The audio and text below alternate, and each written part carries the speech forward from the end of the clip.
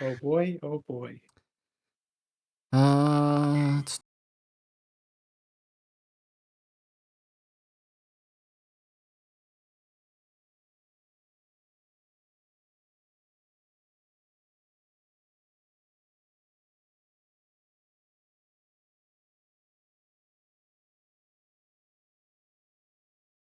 For me, I don't care.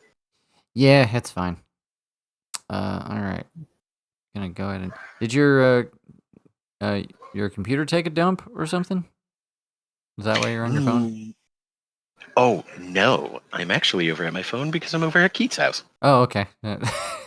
He was gonna be the next person I try and get a hold of. It's fine. All right. Here we go. All right. Okay. I think we are streaming and everything is good. There's just a huge lag on it, so remind me to let the stream run for like 2 minutes when we're ready to stop. Mm-hmm.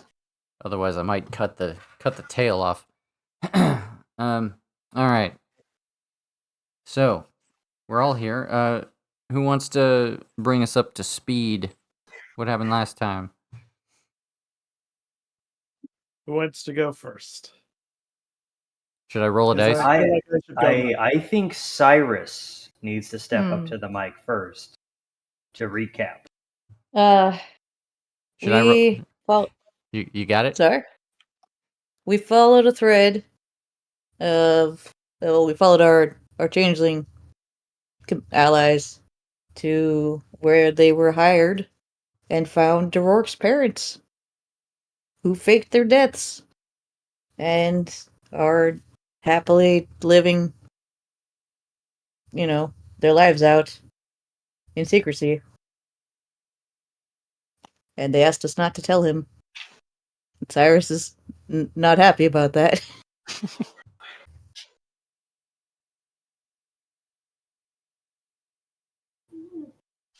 Tag? I don't know. Right? I was gonna say it was just like, gosh, what else did we do? Wait, yeah, I don't know. We found the changelings. Yeah, we solved the issue of Dorork's parents.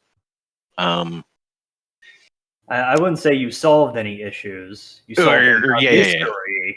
Yeah. We solved a mystery of Dorork's parents, aka where the hell are they? Yeah.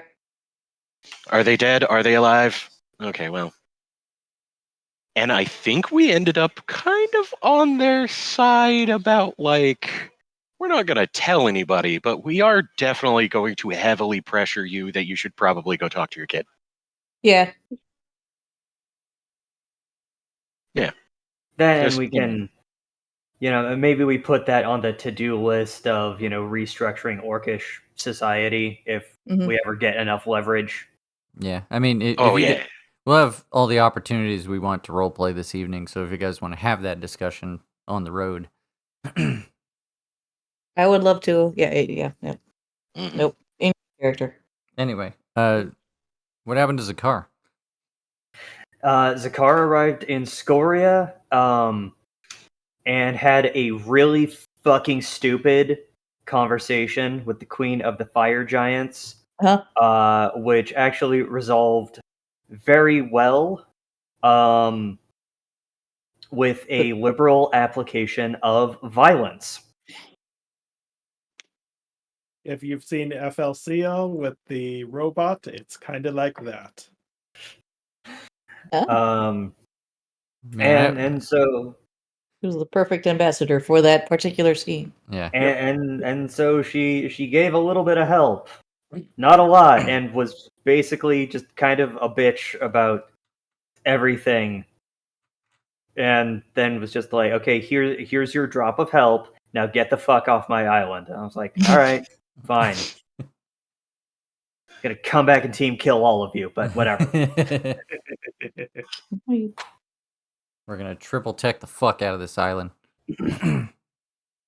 Yeah, no, it resolved well, but it left the whole interaction left a very bad taste in Zakar's mouth. Yeah. Gonna come back here and suplex the South Pole until it becomes the North Pole. She gave us a cool item, right? Yes, Yay. that was the help, Yeah. Mhm. which is going to summon a team of her finest, strongest fire giants, which is cool. But no, she was more of the you know, fucking Valhalla, here we come disposition. So, oh well. And now And the now, big. I don't know. I thought she was all right. Yeah, she did do that Valhalla thing though. You're all right. Mhm. well, I mean, it's Valhalla is great when it's not the entire fucking material plane. Like that's a bit much. Yeah. Mhm.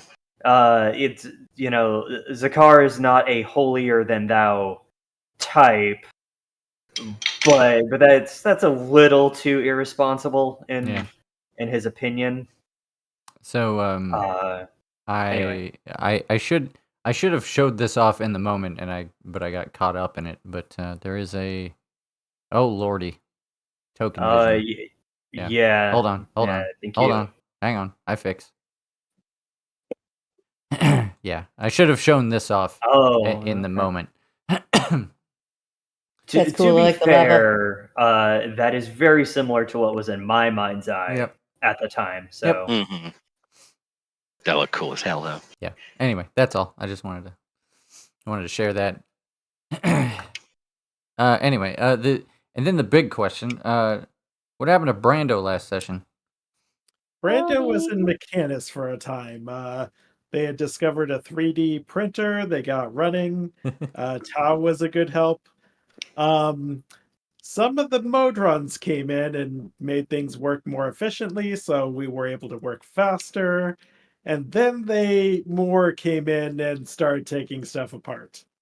So we kind of blasted them apart. To stop them from continuing to attack us, because Rodimus Prime or Axelrod. Axelrod.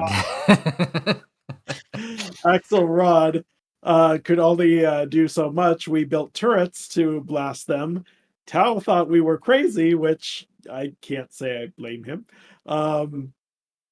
And we finally got, like, when time was closing and there'd be more Modrons than our turrets could handle, we got the airship up and flying for the first time. Thankfully, it flew. And then all of Mechanus disappeared. Or rather, we Disappeared? saw, like, firsthand. well, yeah. Why did it disappear, yeah. Brando? We saw the big bad. Alabar, was it? Yeah. Yes. A boo boo. Yeah, Alabar came in and wiped Mechanus out. It ate Completely. him? It was like eating it? Eating Like a it, giant it was Langolier? from horizon to horizon. Of just everything going dark. Or Mhm. I forget the specifics.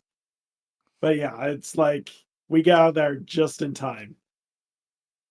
You were going to get eaten By in Alabar. like 30 minutes. Mm-hmm. Yes. Yeah, it was like that. Luckily, Mechanus was between you and Alabar, so you had time to leave and, use an entire plane as a distraction. Hey, does that mean we have a spaceship now? Well, I'm what's not this sure we tested nonsense? to see how. I'm not sure if it's space ready, so it's off the Mechanus, but I mean, whether Aren't you in it's safe or not, space? we'll get to that. We ended okay. rather abruptly last time. Thank you. I can take it from here. Oh, sorry. No, it's good. So, it is currently. I know time is a weird thing because we're telling 3 stories concurrently, and a lot of time is passing in these past few sessions. But Yes. May 17th is the day when Cyrus, Wild, and Pemberley start traveling back to Hunter's Vale after learning of the fate of Metgob and Elaine Uzod. It's also the day that Zakar and Wilhelm started their return to the mainland after Zakar proved his mettle to the Red Lady by punching a guy really hard. Like for reals. It was like really hard though. it was like Extreme. it was like round 1 cross up. You win. Perfect. I was gonna say I did in fact I perfected this poor guy. Yeah.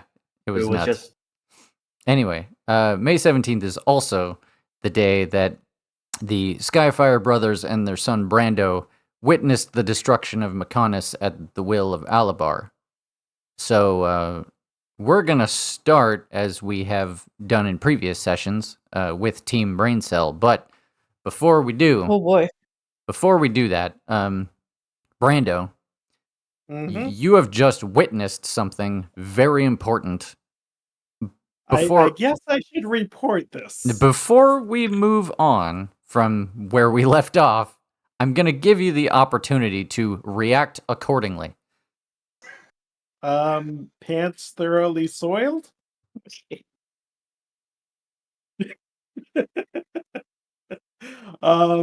valid. Yes. Brando's just like, his mouth is agape, going like, holy. He is at a loss of words right now. Yeah. There's Just- no words for that shit. Brando's just like, oh my science.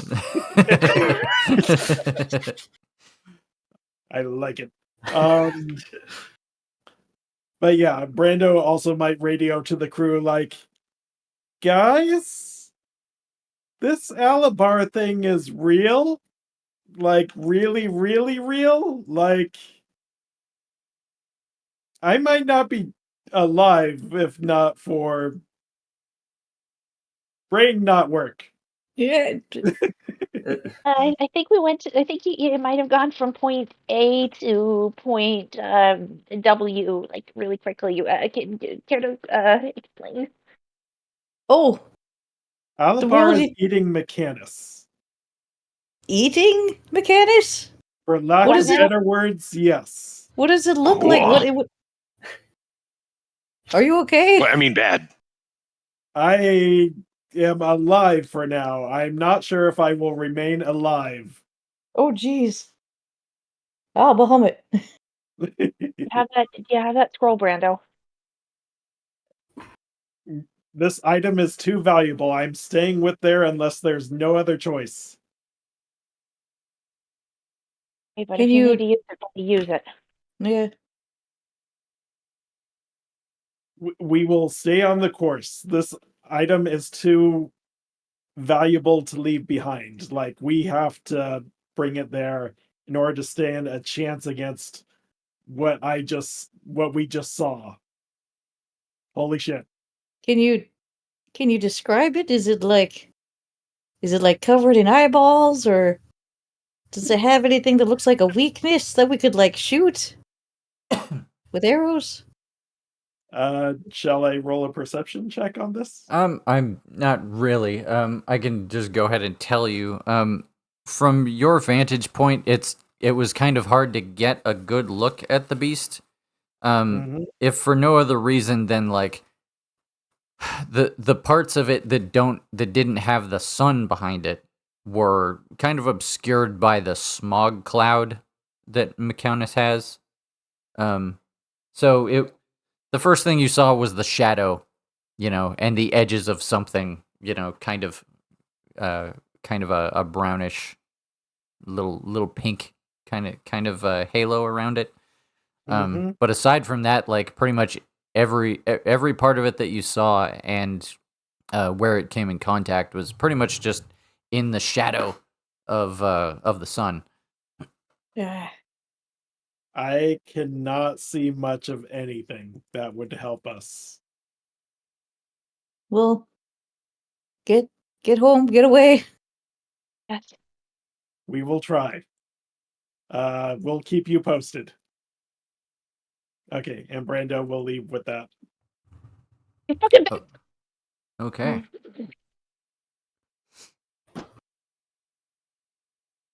And we'll just go ahead and cut to Team Brain Cell at that point. shit. What the fuck? It's very dangerous.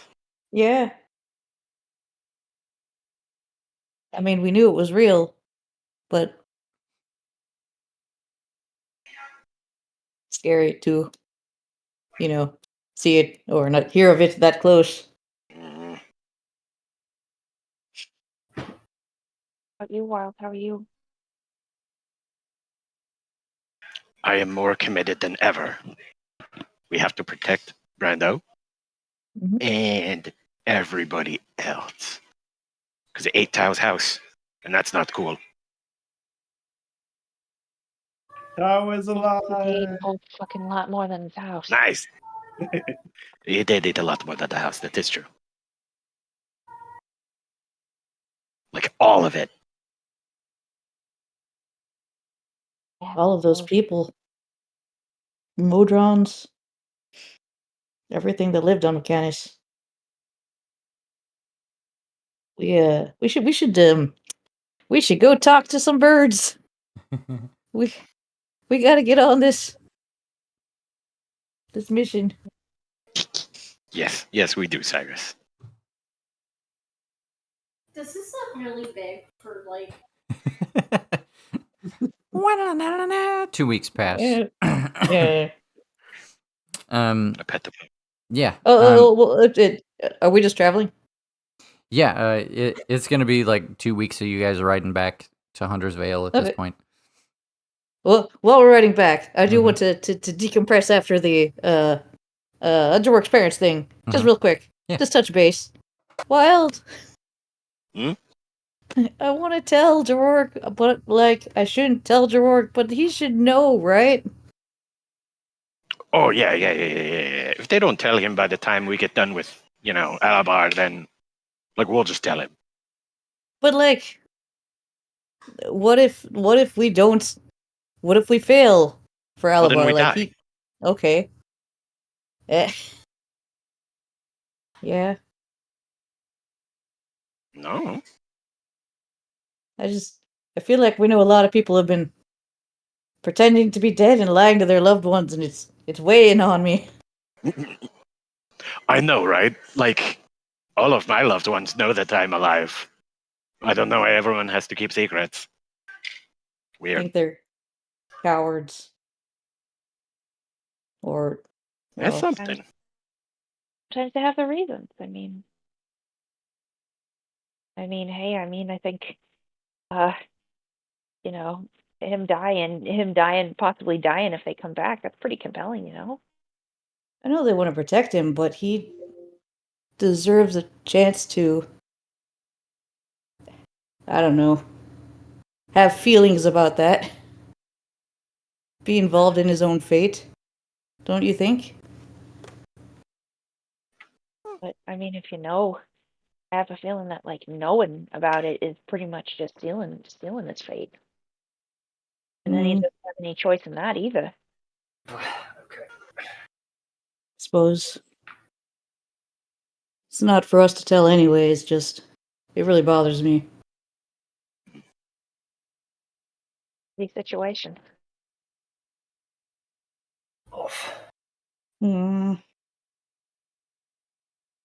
Um I mean, when we're done with this. Oh, sorry. well, I was gonna. No, Cyrus, you're right. If you know him, would Durok respond well to I don't know. us telling him that we know, and that we shouldn't tell him, and that we can't let him see? That he's not allowed to ever see them? Right? I think that might I be a little don't bit of a crush. I don't know, but even if I couldn't ever see someone who was alive, I think I would feel better Knowing. knowing they're still out there. Yeah. When when Grim died in quotes, it broke my heart. I performed a funeral for him. That was the first funeral I ever had to do, and I botched it. And it was for my friend. And I was so happy when he showed up again later, but I was so mad at him too. And Wilhelm for keeping that secret. Mm.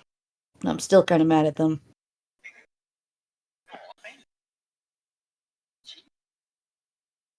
I don't know. That's very fair, Cyrus. That is very fair. Pam, have you ever told a loved one a painful truth? Not really. I mean, I don't know. Not really. Yeah, me neither. Most of the But time, I just tell Nurse whatever I think. I think it's a good approach.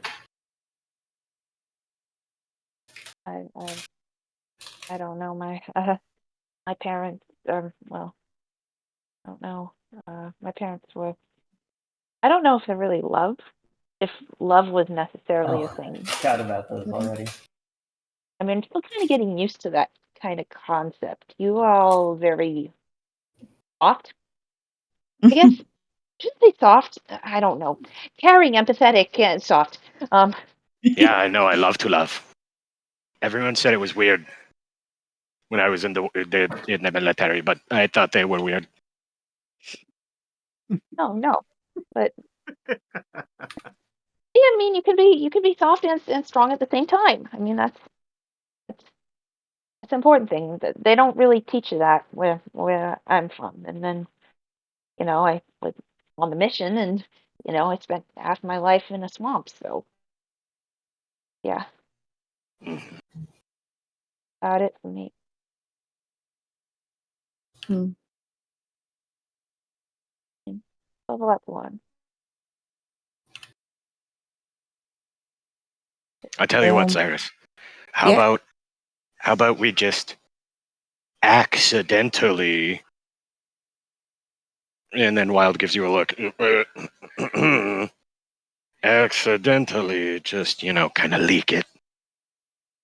I We could just be like, "Oh, hey, your dad says hi." Oops. yeah. Whoops. I did ask if there was something he would want to know. Want Jork to know from his parents, but I don't know. I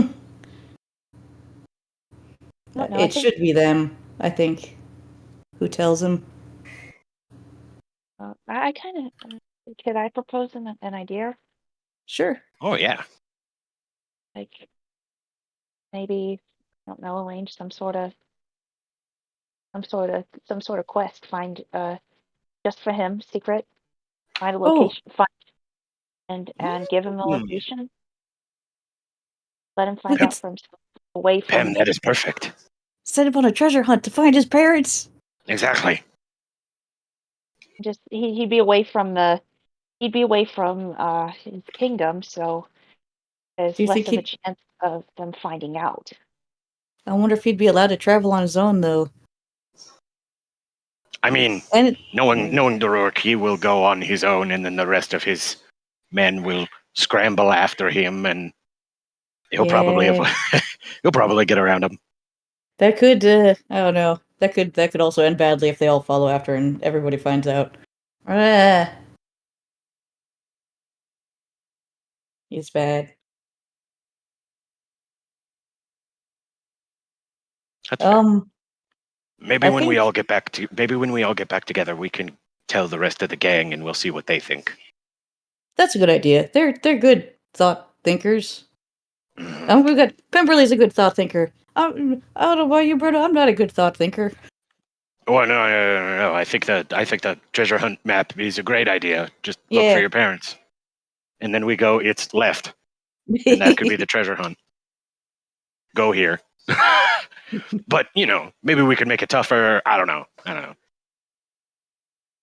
We'll brainstorm. We'll see.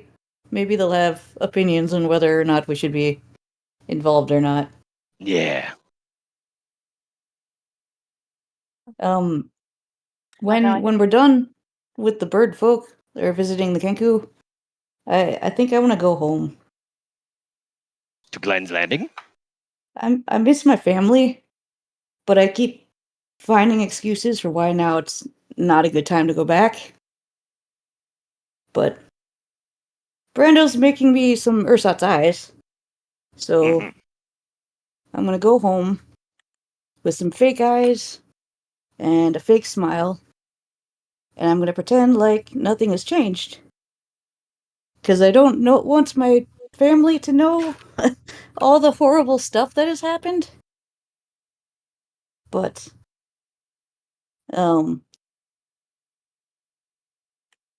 they deserve. Ugh. Sorry. You want Wild them Uh, to see the U before everything went down? Or you want them to see the U before everything went down? They're just gonna know I'm different. That things have changed. They're gonna know. I'm gonna take. I don't want them to know that I took 5 steps out the door and immediately made a deal with the devil. The devil. Like, I don't want them to know that I have nightmares about being tortured by the King of Dhaka or the Empress Telespale or turning into a giant monster and squishing the king under my feet or trying to kill Zakar or Brando or Grim. I mean, I want to go home, but I don't want to bring any of that home to them, you know? But I'm gonna do it. Even though things have changed. And even though my mom will see my scars and my fake smile and will be sad. Because I'd rather her be sad that I'm fucked up than sad because she thinks I'm dead. I was very much more sad when I thought Nurse was dead than when I Right? thought the nurse was simply kidnapped. Exactly. If you think someone's still out there, there's still hope. And I think we all have to have as much hope as we can right now. I guess you're right.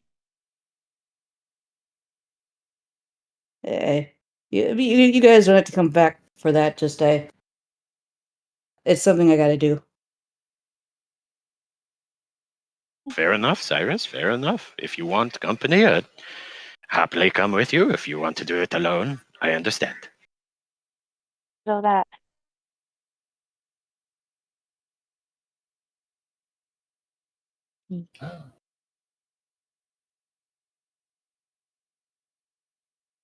Oh, Is there anything else you guys wanted to discuss on the road? I guess at one point, prompted by that discussion, Pemberley's uh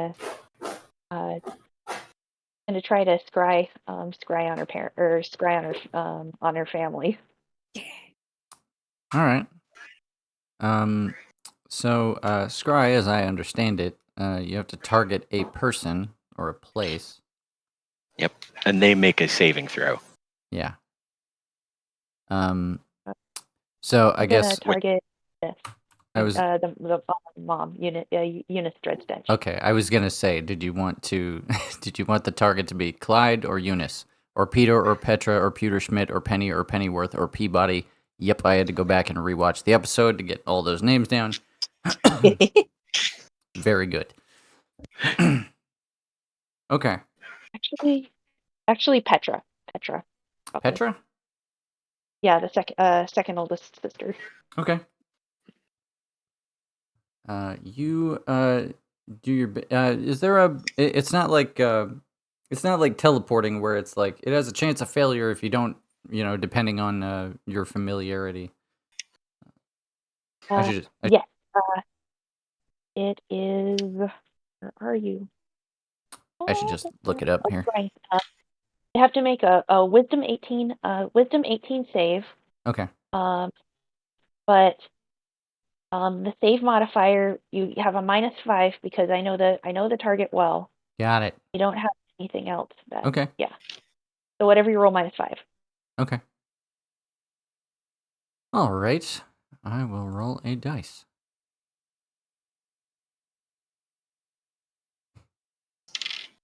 Okay. The spell succeeds. And give me like 2 seconds. No worries. Got to figure out where she is, what she's doing. I know that part. What I fucked up. What I fucked up is I forgot to make a an entry in the thingamajig. Oh, gotcha. Yep. Okay. So the scrying works. Targeting Petra. So what you as the magic begins to apparate, you are treated to. I think it lasts for like 10 minutes. Is that correct? That is, yes, Okay. that's 10 minutes. Okay.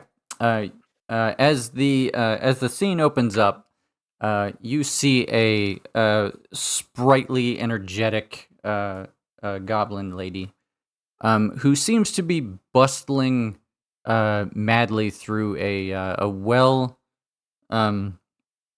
appointed kitchen. She's cooking up something.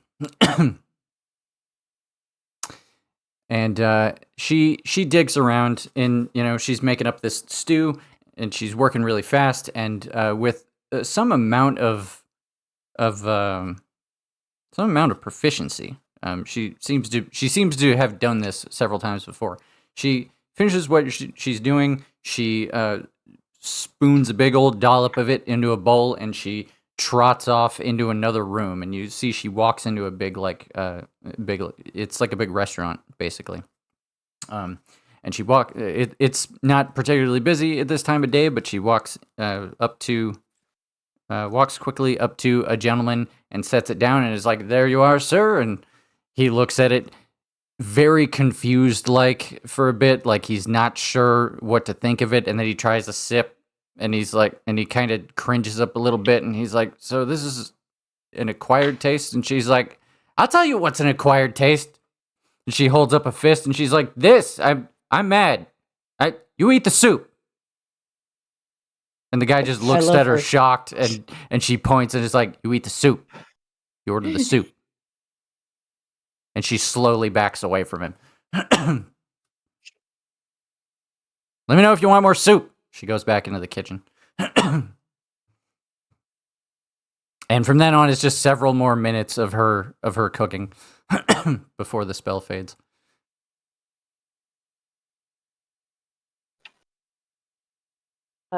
Kimberly smiles to herself. Yeah. Um, it's a kind of a weird feeling seeing her all grown up. Yeah, you haven't seen. She's proud. Yeah, you haven't seen Petra in a very long time. She is a very different person than you remember. Well, kind of a different person. I love her.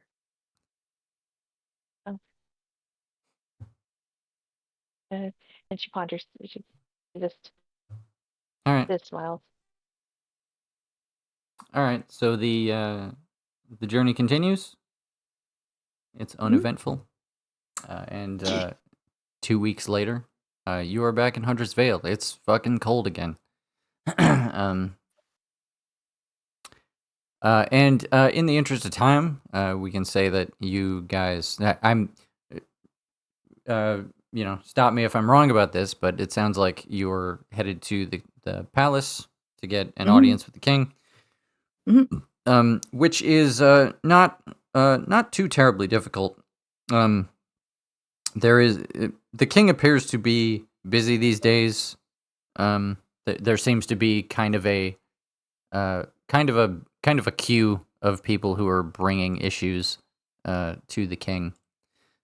So you get put into a queue, and maybe you're standing around or being ferried around the castle, like, wait here, now wait here, now wait here, and it goes on for an hour or two, until eventually you are brought into the throne room. This is a pretty traditional scene of like walking into a big stone, great hall. Very, very old stone chamber in this castle. There are low ceilings. The walls are very thick to insulate it from the cold. It's filled with all kinds of opulent heraldry along the walls, bearing the sigils of the kingdom.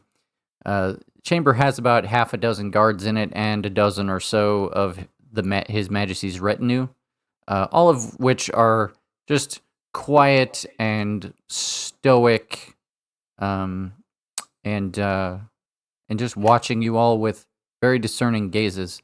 And at a well-decorated throne against the far wall sits King Insunamon. King Insunamon is a truly elderly husk of a Kenku. His feathers are mottled and losing color. His limbs are shriveled and arthritic. His cataract-ridden eyes struggle to remain open. Part of his beak is broken and has been replaced with a kind of a gold-plated, gem-encrusted prosthetic. He struggles to speak, and it's difficult to tell if he can even hear you or see you or if he's paying attention. But as you come into the chamber and settle yourselves into the center of the room, one of his retinue says, "You may speak."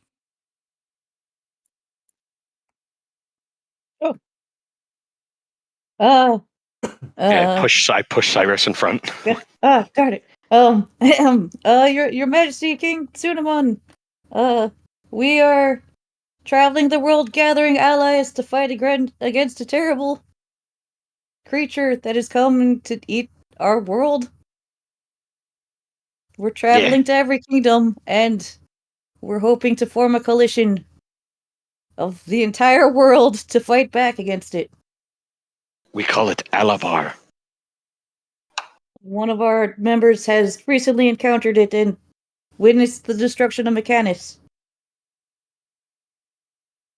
Can we count on your aid in a battle against this creature? It's gonna appear in how many months, Chris? It is middle of May, probably late May right now, and it's gonna happen like mid-December. It's gonna start being a problem in December. by your estimation. Estimated to arrive in roughly, say, 6 months. 7 months! There is a there's a mood among his retinue where they kind of exchange glances like, is he fucking serious right now? And one of his retinue is like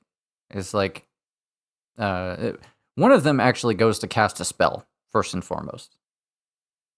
Okay. In the interest of time, it's Zone of Truth. Oh, can I like notice that he's casting that? Oh yeah, he makes no. This particular individual, he's like, yeah, I'm casting Zone of Truth on you. This is too weird. I kneel and I'm like, I allow it. Yes, please. I want you to believe me about this matter. Yeah. And then I was like, and then you're about to counterspell it, and you're like, okay, hold up. The member of the retinue that spoke before is just like, describe this beast. We don't know exactly what it looks like. I think at best we just saw that it was a big. Oh shoot! I should have written down a big dark shape. Pemberley, can you use illusion magic? But even we don't know. Myself, and then I do an approximation based on what Cyrus is saying. Yeah, right. Exactly. I like lean in and I'm just like, feel free to zhuzh it up a little, make it scary. I mean, what do you show them, Pemberley? Use minor illusion to create a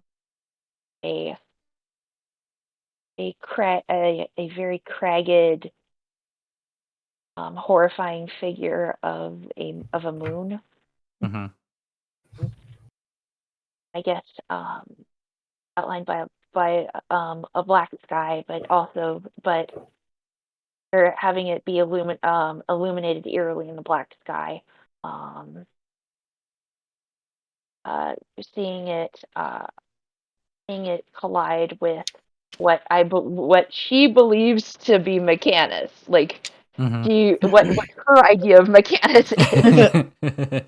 All right. It's like little, like let's see little Modrons like fleeing from this large looming planetary figure. So yeah, and just as it collides, them dying and yeah.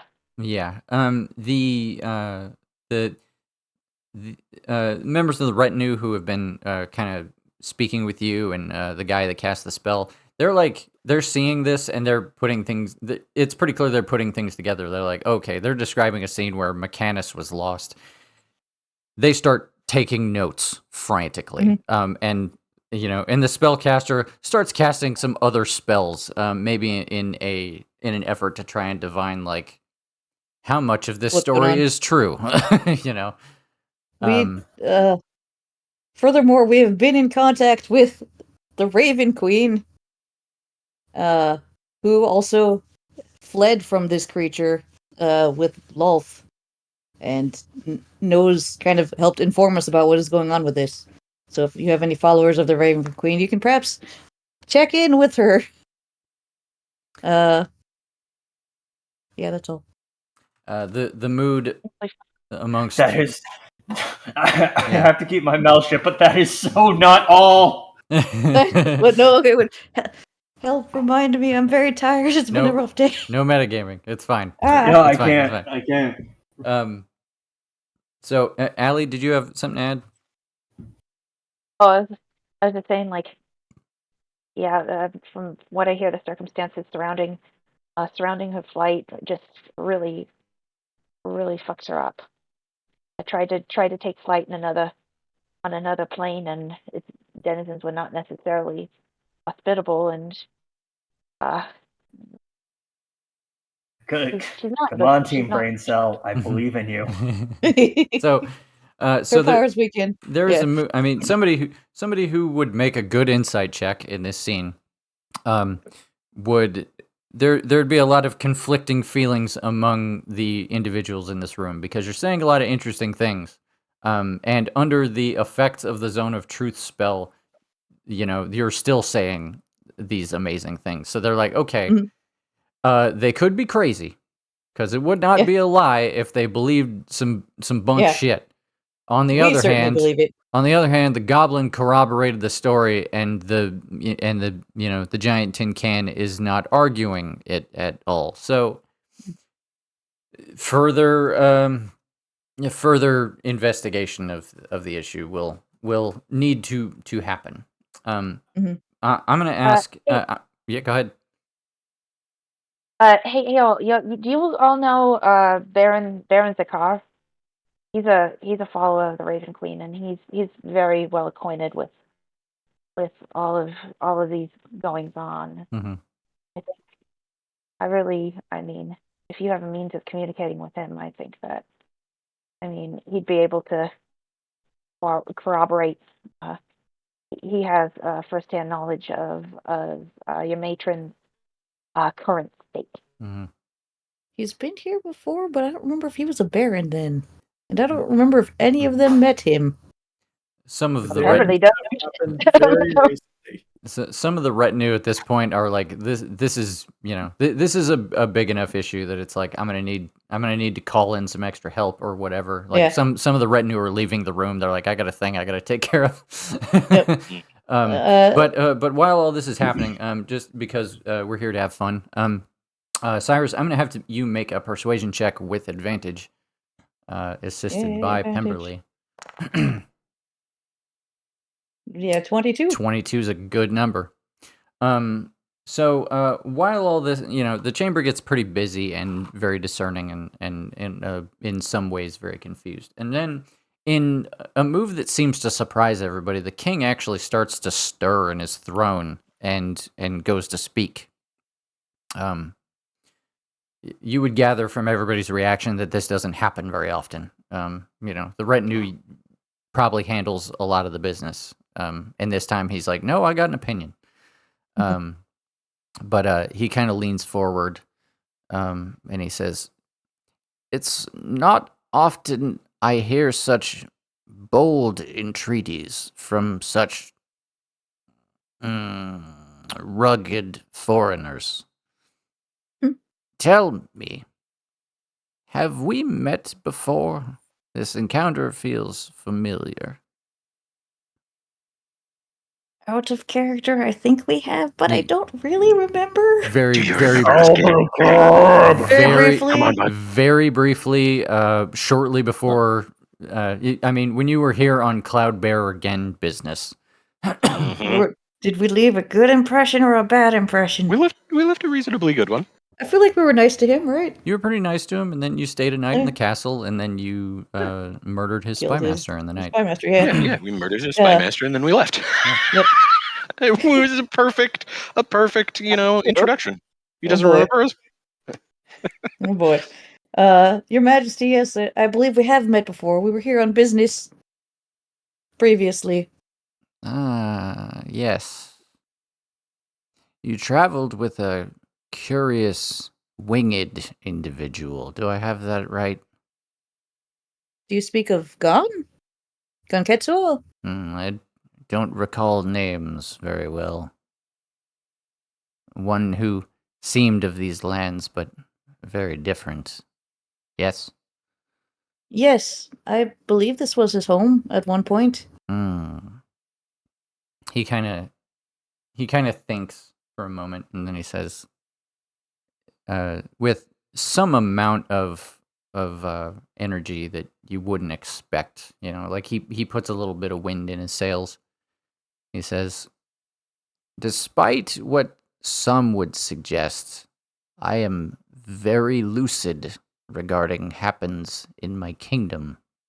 And while I would not wish you to admit publicly to more than you should, I must ask, have you and your friends recently performed a great service to my kingdom by ridding it of a certain cancerous malefactor?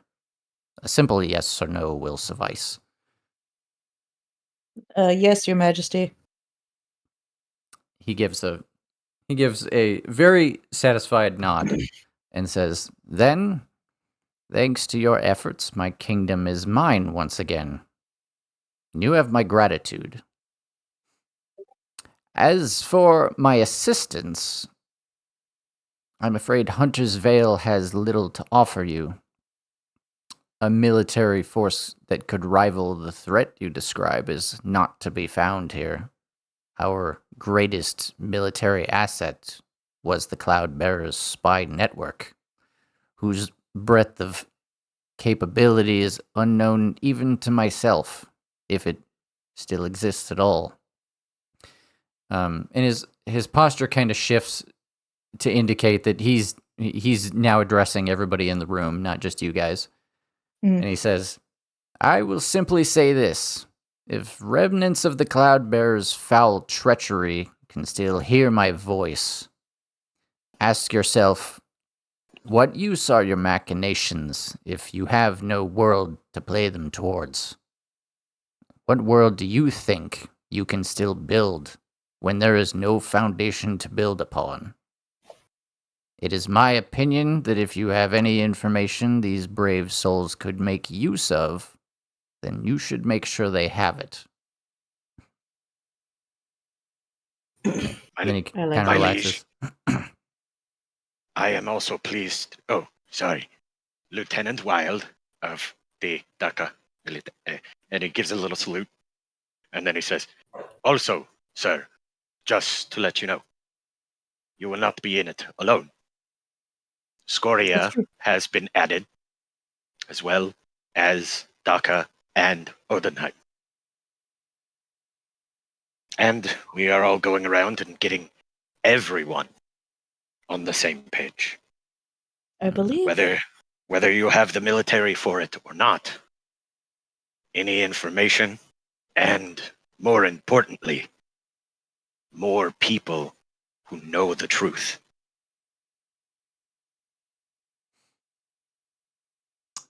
Camaraderie. Yes, sir. A novel concept in these parts.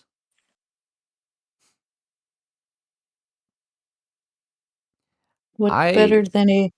Sorry. I wish you the best of luck. It is pleasant to see someone with such ambition such capability.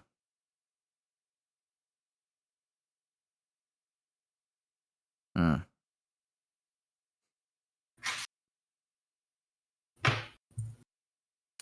What lies in your near future? Oh, we go to what's it called? Drowland. We go to Dorja? rendezvous with We go to Dorja. Dorja. The We land don't of really the know what's drows. we don't really know what's waiting for us up there, but they also deserve to know if they don't.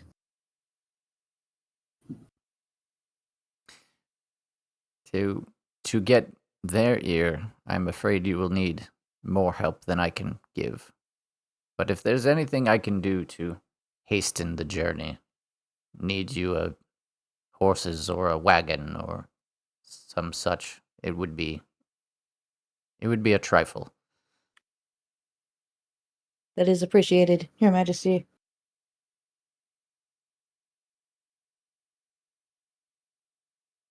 Well, then with all the luck I can give you, I dismiss you.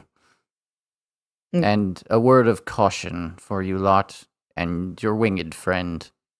Take care in Hunter's Vale. Extraordinary things are not safe in its walls, and you are extraordinary things. The advice is appreciated. Give a big bow. Yeah, Yep, awkward bow, and to backing away. and to kind of follow up on what he had said, he set you up with like a guard escort, and these. Oh, okay. Yeah, he gives you a couple of guards, and he's like, they'll take you anywhere you need to go on your way out of the city, and they will make sure you get to the gates okay, and they will arrange for whatever kind of transportation you want on the way out, like whatever you want. That's cool. I mean, we already have a wagon and horses, but Sure. Okay. maybe they could get us some really nice winter cloaks. Oh yeah, Yeah. that'd be smart. Yeah. Yeah. And could they give us yeah, like winter a clothes. free, just like a quick? I know we're kind of we're in a hurry. We already took a. Oh man, we already took a detour. I was really hoping to go to the hot springs. You know what? We'll come back. We'll come back. The two guards take you into the city. They how to sorry, brain just fell out of my head. Yep. They take you into the city. They take you to a place.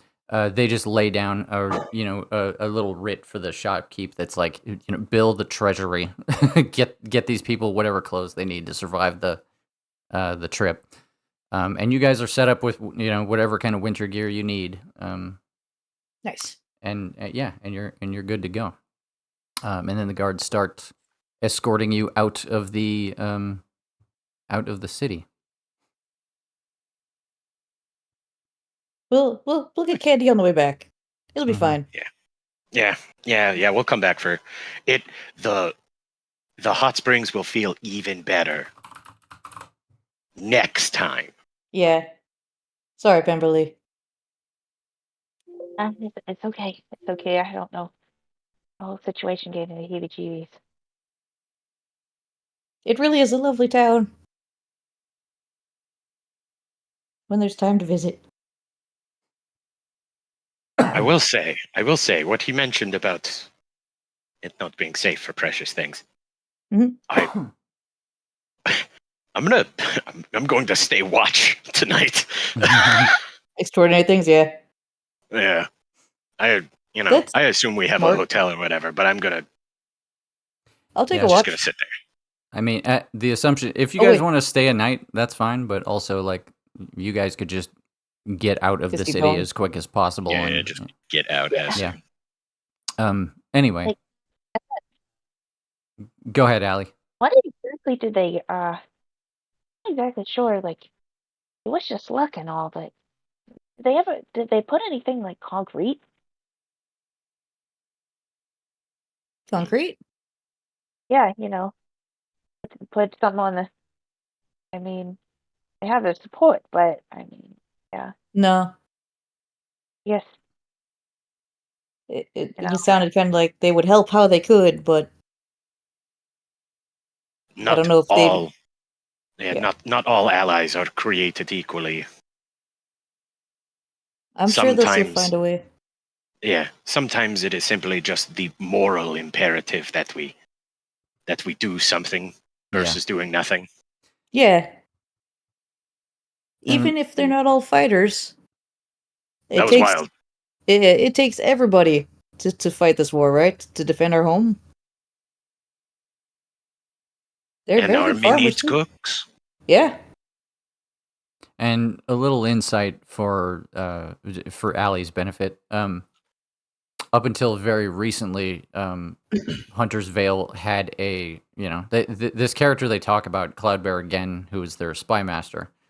Killed him. Was it could be have been suggested that he was the guy actually running the kingdom, because that's how deep his roots went. Like that's how much pull he had in the kingdom, and it meant that the Hunter's Vale spy network was very strong, but it was also something that the king did not have direct control of. So now it's now, like, as the king said, the greatest capability that Hunter's Vale had is kind of running around with no head right now. He never had control of it, and now it's not even functioning at full strength. So for the most part, he's grateful for the fact that he is in control of his kingdom, but it is of very limited use for what you guys are talking about. Well, hopefully some of those spies will put some effort into, finding out whatever information they can about Alabar. Maybe some of that information will filter back to us someday, in one way or another. And as you're having this discussion, as you're walking out of the city, the guards kind of move you through a part of the journey happens to take you through a rather small, quiet stretch of streets. And as you're going down here, one of the guards says to the other guard, "Anything you want to tell us, Robert?" And both of the guards slow their pace until they stop. And they look at each other, and they both reach for their swords and draw their swords out to each other. They don't attack each other. They just kind of point their swords at each other's heads. And it happens so quickly that you didn't even notice that neither of them are carrying swords. Oh. One of them What? is holding what appears to be a broken staff, and the other one is holding a tuning fork. Both are humming. A broken staff and a tuning fork? Yep. Both of their illusions recede. No. It is a satisfied-looking Aurelian and an annoyed-looking Ganketsuo. Whoa. This is Aurelian. Which one is codename Robert? John or Aurelian? Robert was Ganketsuo. I do not have. I only just realized, like, in the past 2 days that I don't have, like, good art for Ganketsuo. Oh, this is why you were asking me to do the that's why I was asking you about I'm it. sorry, I didn't realize it was impending. Yeah, it's fine. But it's fine for the benefit of Pemberley, who has never met Ganketsuo before.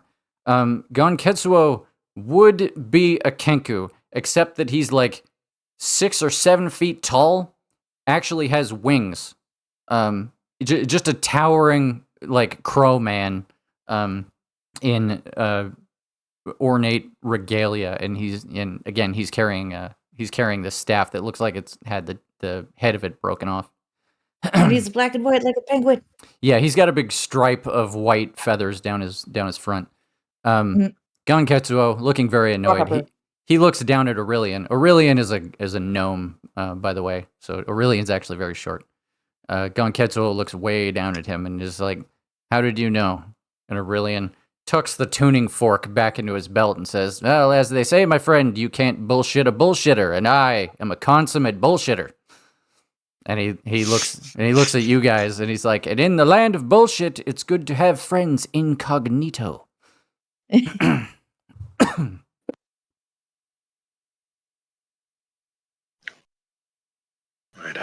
Right on.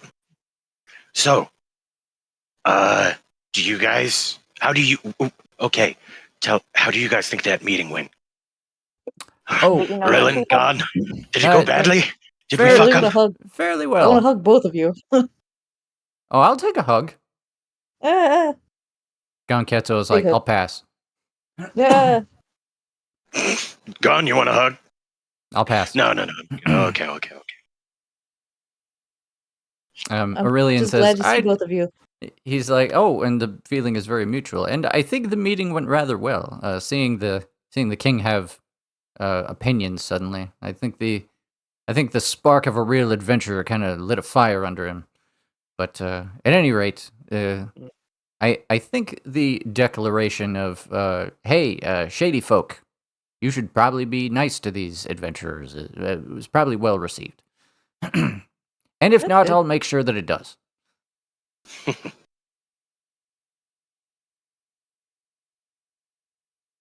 seriously, what the fuck? Are you sticking around this area then for now? Yes, for the time being. There's against my better judgment, quite a few of us are still operating around here. It turns out this is not a bad place for our sort of business. He looks at Pemberley and is like, I apologize, we've never met. I'm Aurelian, and the less you know about my business, the better. But let's just say I'm information broker. I can see by that. She's kind of like the equivalent of like a cat that's just like in his hand, like uh Hey, like that. Jay. You got game, buddy. And she shakes his hand. She just game recognizes game. Yeah, just like Aurelian is very cordial. With his introductions, he understands business and etiquette clearly. But he says, so, short version, it is as the king says. The new regime has been good for the city on the whole. Cloudbear Gen's absence means that there are many less organized, extemporaneous agents still in the service of the crown. And inserting ourselves among their ranks was pretty simple. And it puts us in the enviable position of having a saturation of information at our beck and call. It's been a tremendous boon for our efforts, not just in Hunter's Vale. The information network reaches far. So don't worry. The city is in good hands, and as per His Majesty's decree, I'm in a position to keep you informed of any goings-on that is relevant to your cause. That is extremely helpful.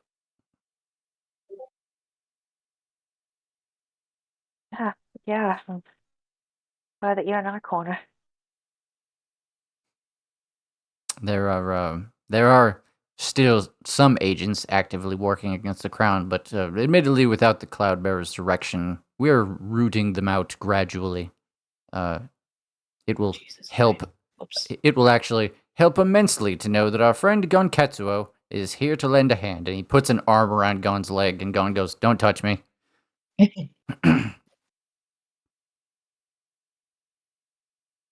Gone, are you actually never mind, I can't words. Do you want to like team up for old time's sake? Not in the manner that we have done before. I still have a lot of business to conduct here. I suppose that's fair. But still glad that you are doing well. How goes your quest for, I gesture at the staff. I'm at a standstill. The direction changes from in the air to at the horizon to at the ground, and the other horizon, and then the sky again. So I'm led to believe it's not on this plane. I'm still trying to figure out what that means, or how I can reach that place, but wherever it is. but I've kind of put it behind me at the moment. I'm still working at all the stuff that Gen wrote down, trying to make sense of it.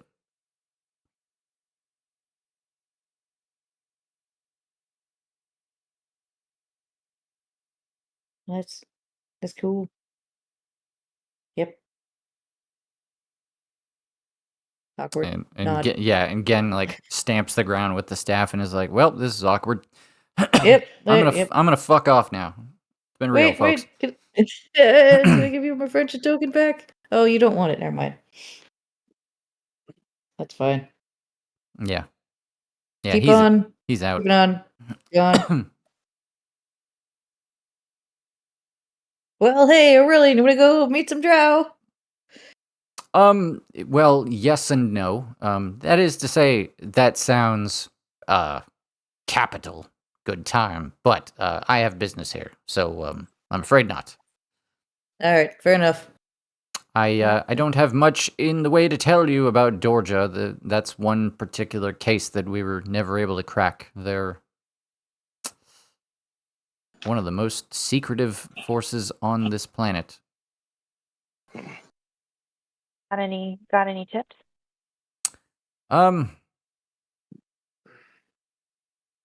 They the few times that people do try to infiltrate, either peacefully or otherwise, is usually met with death or exile. So no, keep your head down, I guess. Not great advice, I'll admit. Don't bite off more than you can chew, I suppose. Yeah. Try and be respectful to the client. That makes sense. I feel like it makes sense for me to say, keep in mind that none of my agents have successfully infiltrated the city of Dorja. Oh. Not to disparage your capabilities, but, you know, well, it is my business to be aware of everyone's individual skill sets. And, with all due respect, I don't think that's yours.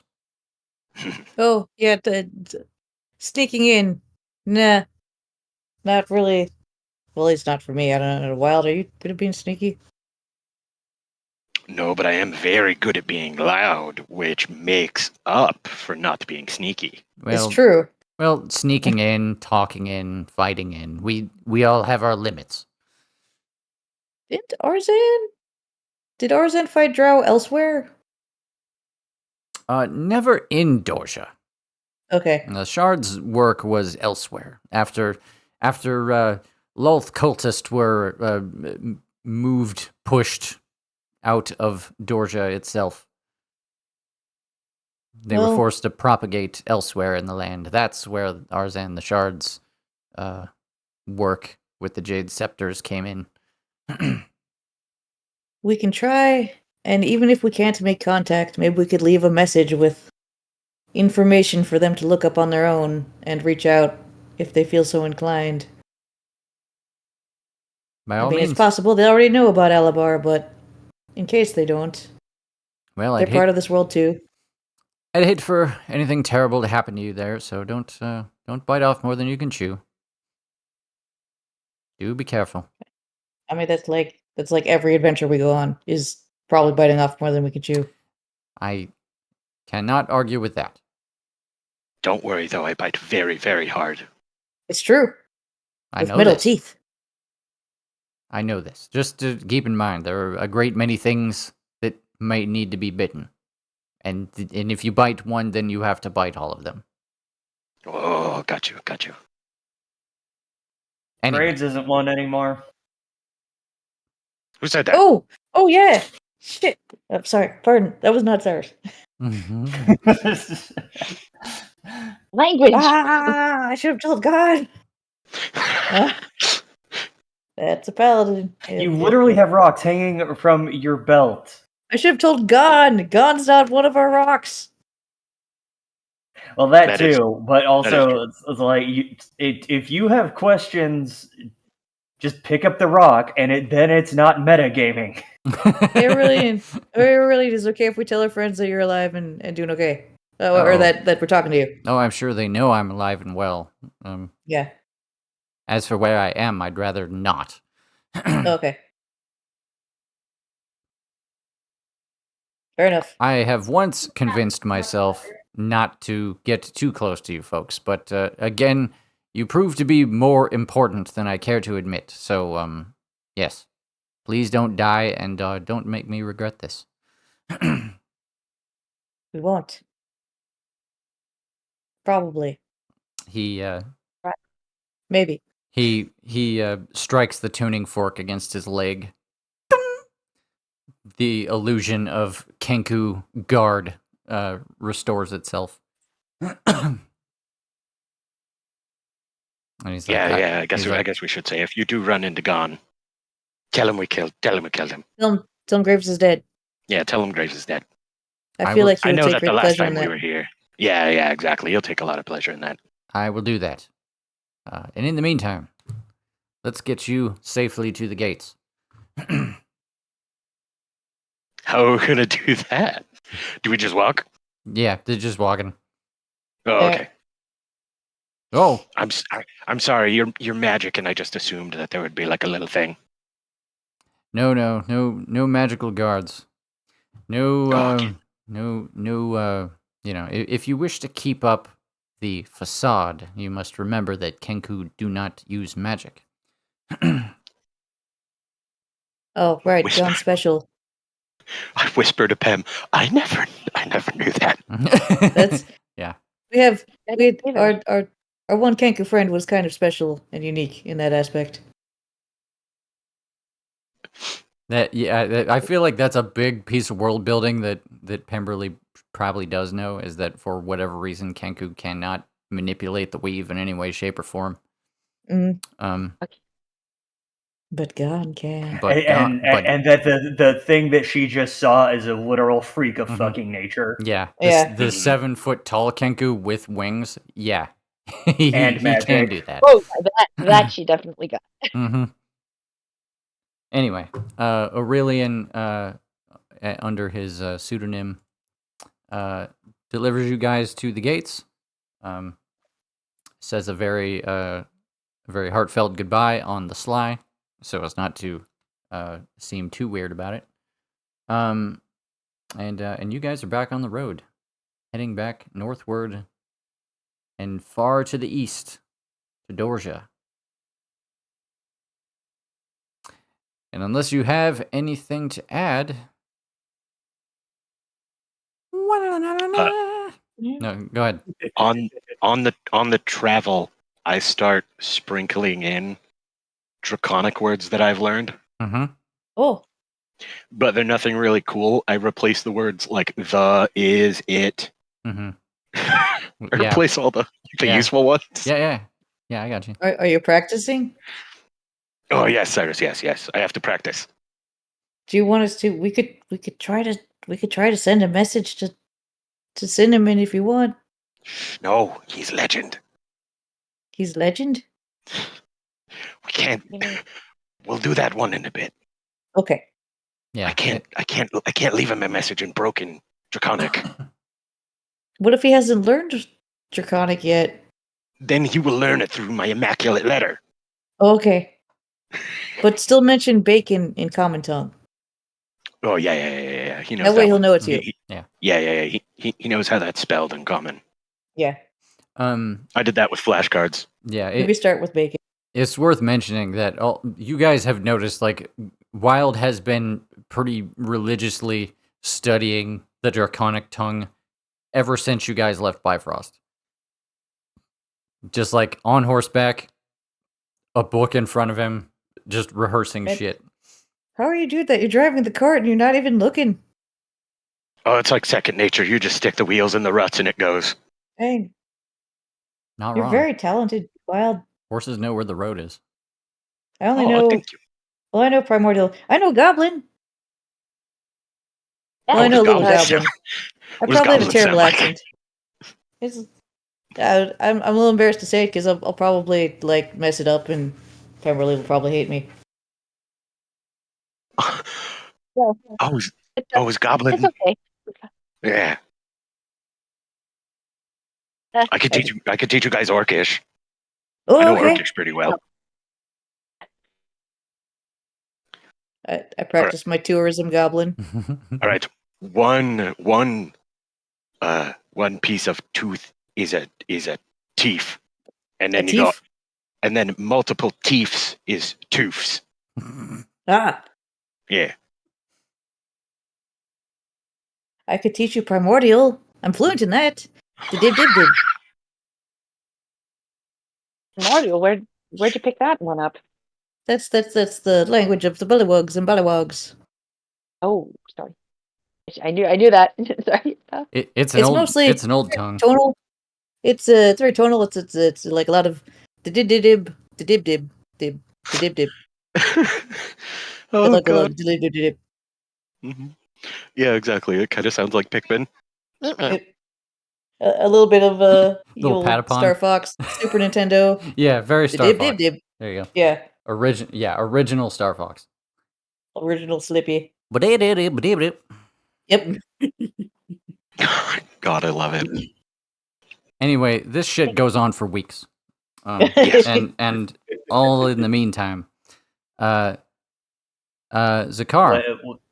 Well, I was actually going to bring this up. When are you guys going to check in with your friends after all Oh, yeah. of this?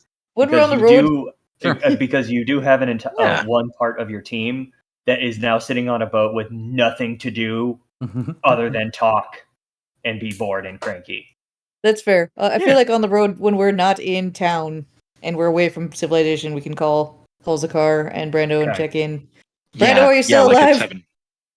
First of all. I mean, spoilers. dead. Yeah, Oh, no. Brando is still alive no. after They 2 got weeks. him. Yeah, I don't know where Todd is. On the road. On the road. Yeah, you're sailing through Are stars. you That's at- what's yes. happening. We'll get Who wants- get to that. Yeah. Who wants to talk to? Who wants to check in with Zakar? Wait, I forgot. Known. Hey, fuckface! Excellent. Oh my god, What? finally. I haven't heard from you in like 3 days. I figured that you got arrested by now. Yeah, not yet. Todd, things seem to be going well. Not even the strongest jailers could jail me. It Okay, went so you- rather well. Okay, so you did get arrested. No. We Oh, didn't get arrested. okay. no, well, what have you- but I what could have you have. No, I could have. been- Yeah. Literally, yeah. The Okay, king so likes us. what have I you been think. How doing? about you? Did you get arrested? I'm on a boat. Boats have jails. Boat No, crime. it doesn't, called a- it doesn't prevent you from getting called break. arrested. I mean, yeah, but that's kind of just a losing proposition for anyone who is not me. So Zakar, you are engaging in boat crime? Did you steal the I boat? mean, not at the moment, but also there was this one sailor who thought he was going to be real smart, and he learned. Anyway, that's not important. Oh, right. So- You're right. It's not important. You want to know what's important? Yes, And then I I do. look over at Cyrus and I just go, "We know where a What? I don't think Cyrus? we can say. Cyrus, we know- We know where. Cyrus, we know some We Cyrus, know say where a it. number of people that. Well, should we? Is this safe to say over scrying stone or a messaging stone? No. If our because stones I- aren't safe, nothing is.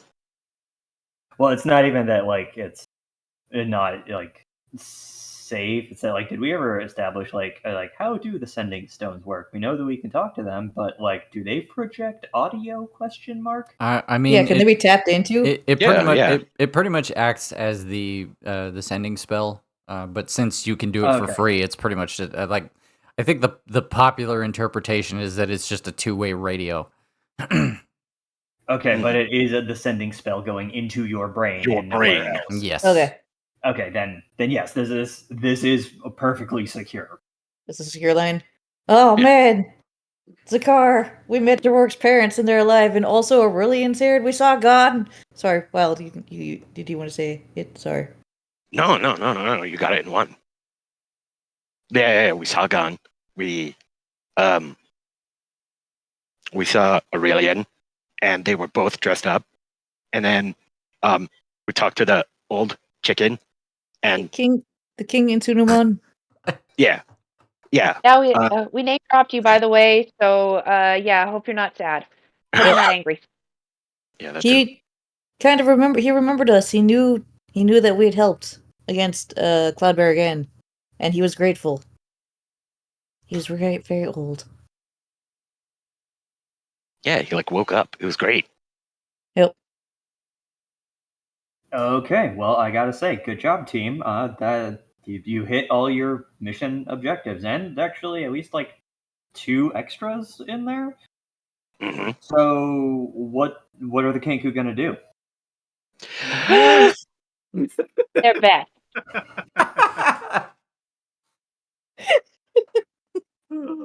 Somewhere between a little to nothing at all. I don't think I've ever heard a gasp in harmony.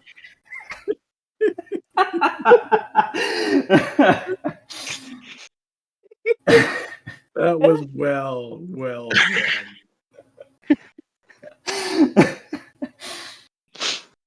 They're Uh, what they can. Zakar has to sigh, like, okay, let me try Perhaps- this again. So, what are the Kenku going to do? Well, You're like infiltrating like the network of spies. So I mean, they can help get information to us, maybe. And I guess the rest is sort of loosey goose. Is that racist? Oh, I didn't really thought about it. It might be. because geese. The king implied there's a little bit of a. There's no one heading the spy network now, but he strongly encouraged any members still existing of the spy network to get their shit together and help us out. So hopefully they will give us information. Yeah, hopefully a nation full of spies. Hopefully not a nation full of spies. You know what I mean? It's in their best Kenku. information to collaborate. Kenku, you can't live with them. You can't live without them. Okay, I think that's so also- you got a royal runaround. I guess I don't know what I expected. We got Is that some what really you nice call it? cloaks. Yeah, It's yeah. very What, cold here. Pim? Royal runaround. That's what you call it. Okay. The royal Okay, runaround. I'm learning this new diplomatic terminology. So, what did Aurelian and Chicken Shit have to say then?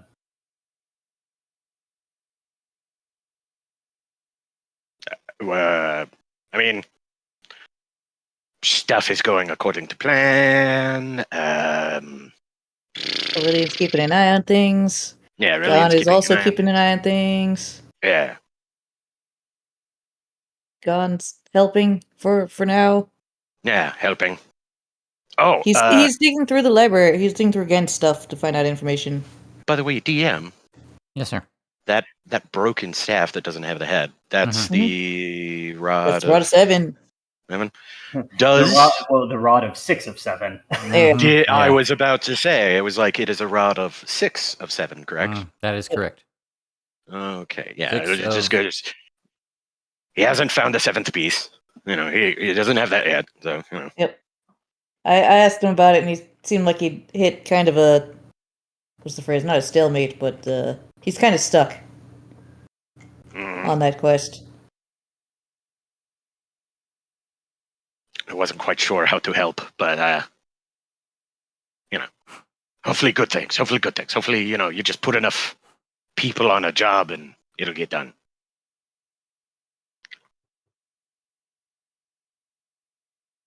Oh, right now it is very cold. Yeah, it's so cold. I'm a frogsicle. I got the biggest, fluffiest outfit to wear. Wait, I mean, well, do you? they did give us nice coats. It's true. It's kind of goodwill. Yeah, these are real good coats. Yep. So how about you, Baron Zakar? What have you been up to the past couple of days?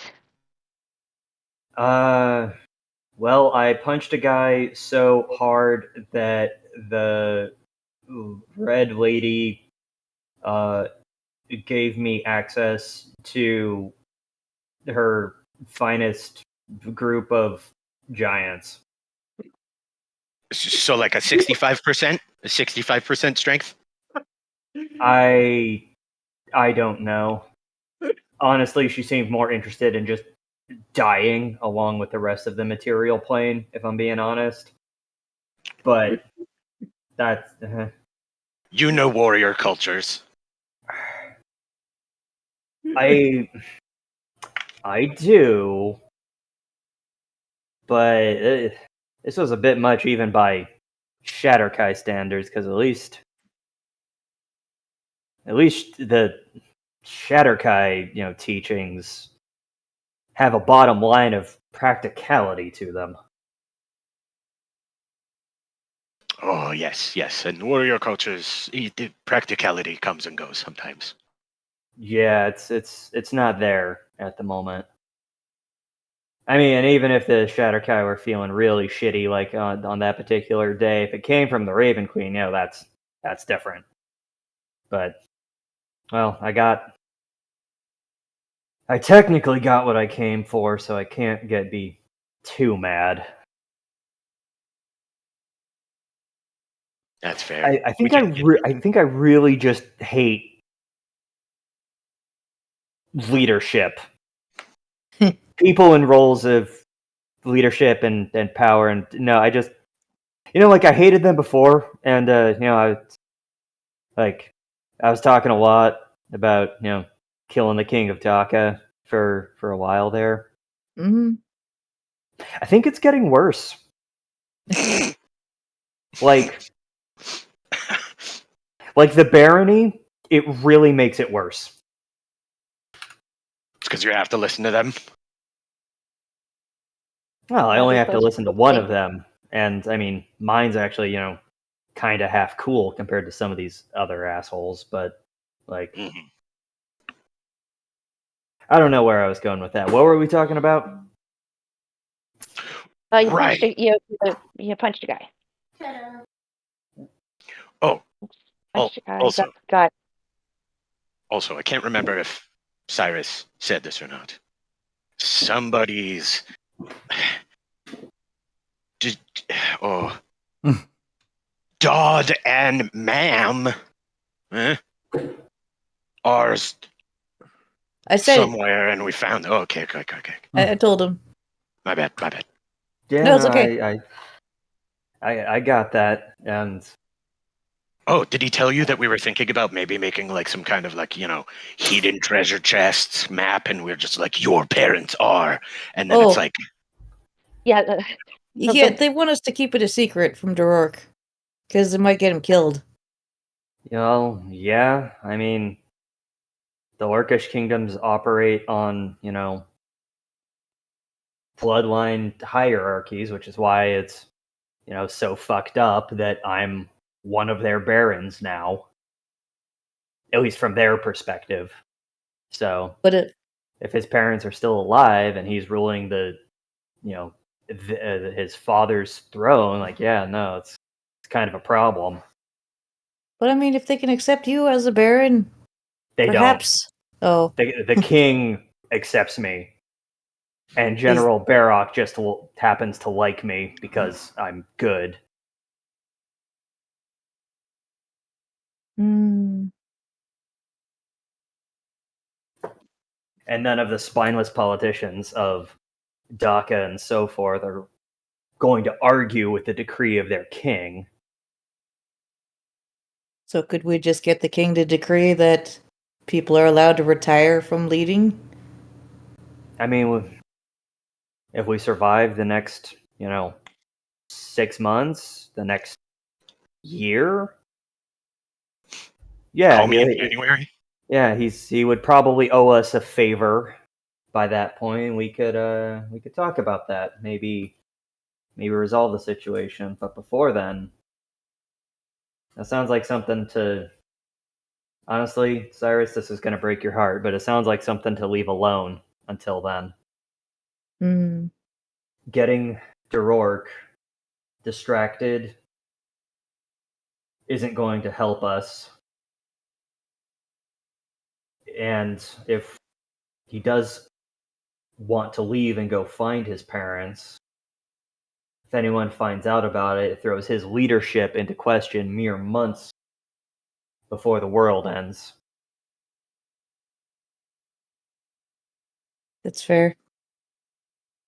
If we can survive all of this, we have all the time in the world to argue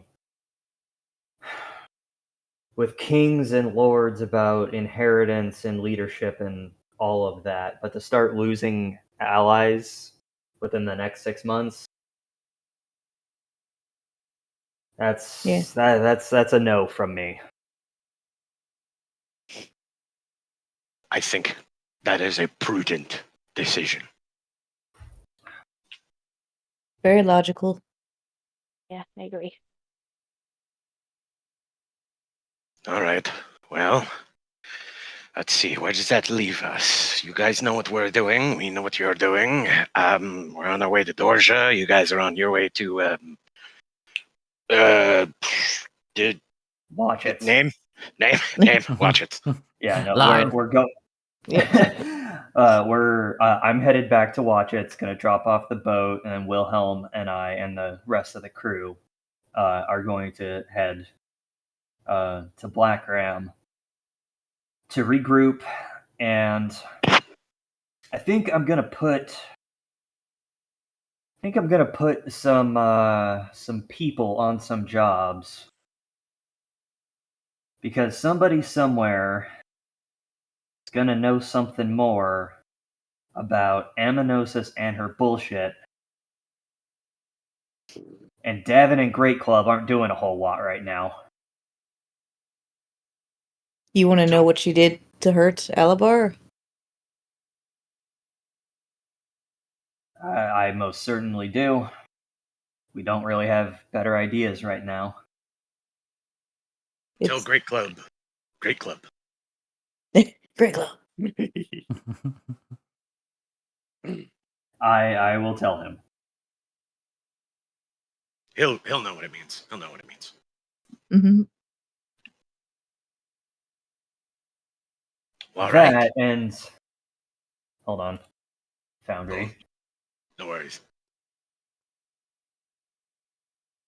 I'm gonna say, guys, I look really forward to the next 6 months.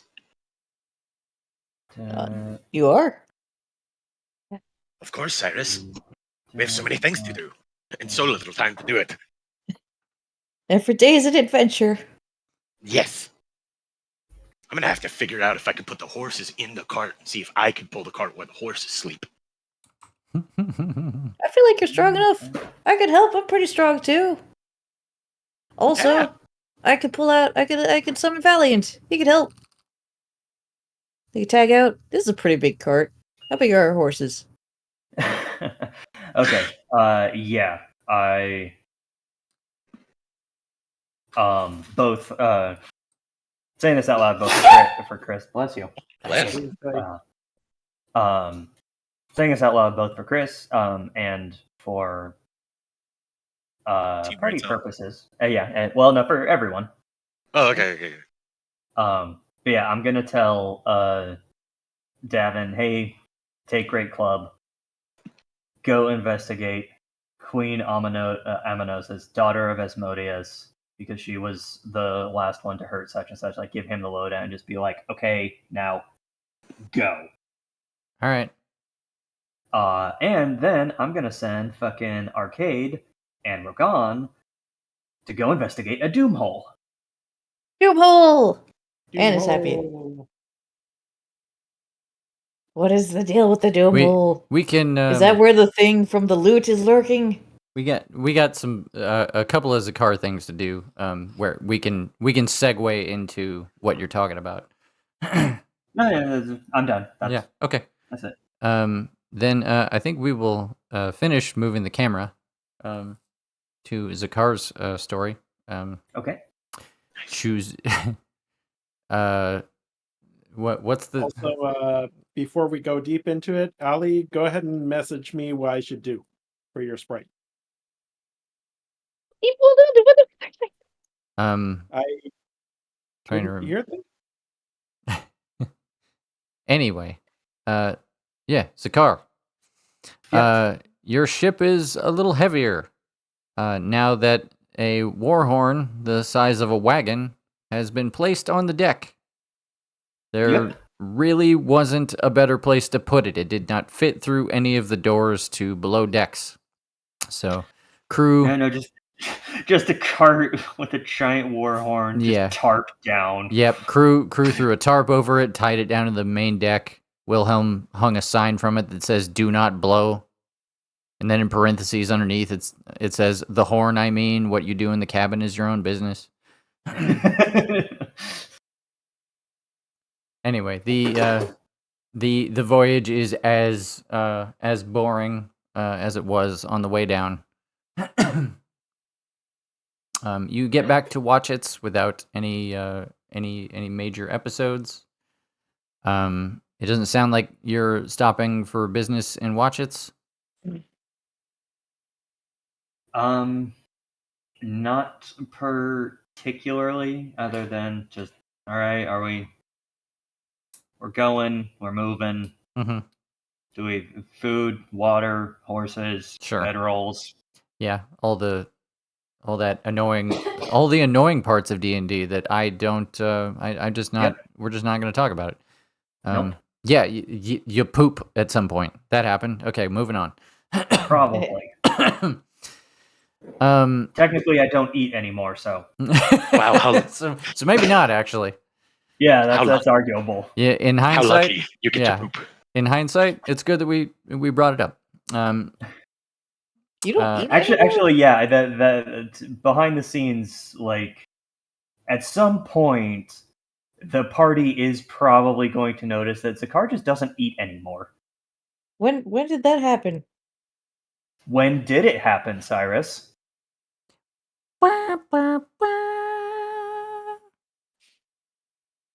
Dramatic over Zoom. And then I do have an answer to that. For the record, I have a very hardline answer. When you guys decide to pick the sending stones up again, you can have Has it been like 5 years and we just haven't noticed this whole time? No. It has not been that long. Wait, didn't you have a s'mores with us? I swear you had a s'mores with us. Okay, eating for recreation and eating for nourishment are two different things. All right, fair enough. Yeah, no, that's the thing. Anyway, we can move on. Yeah. Finding your cargo, and carrying that all the way back across the countryside. Kind of nice to not be on water anymore, but again, it's a lot of just waiting to arrive at your destination. But you do manage to get back in another few weeks to the barony of Blackram. And yeah, first time you've been here since you left to go to war. Yeah. It has been a hot minute. It is going to definitely look different now because we have actual low-key citizenry now. And it does. Like you pick up almost immediately. Like the place is actually kind of bustling comparatively to how you left it. It does it look more closer to Bifrost now? I mean, no, and bustling might be overplaying it. The fact of the matter is that like Bifrost is a little more than a hamlet. It has a very good roadside inn that is drawing lots of attention to it from travelers, but there's not a hell of a lot in the way of people. It has a population of like 15, right? Sure. Black Ram is a rather wide area that is mostly wilderness. But it's a wilderness that is full of like cabins and and estates that are have kind of just made made room for themselves throughout. But when you first adopted the barony, it was pretty sparse. There wasn't a ton of people like, per per square mile. You're looking at maybe 50-ish kind of people living throughout the entire zone of the manor.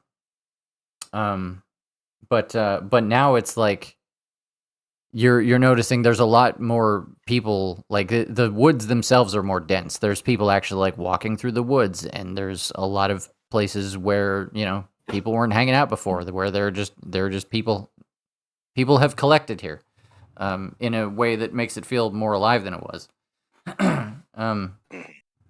And Okay, cool. and that's kind of your initial impression as you're riding in, and when you get there, it's pretty easy. You're moving with an entourage large enough that it is spotted from very far away.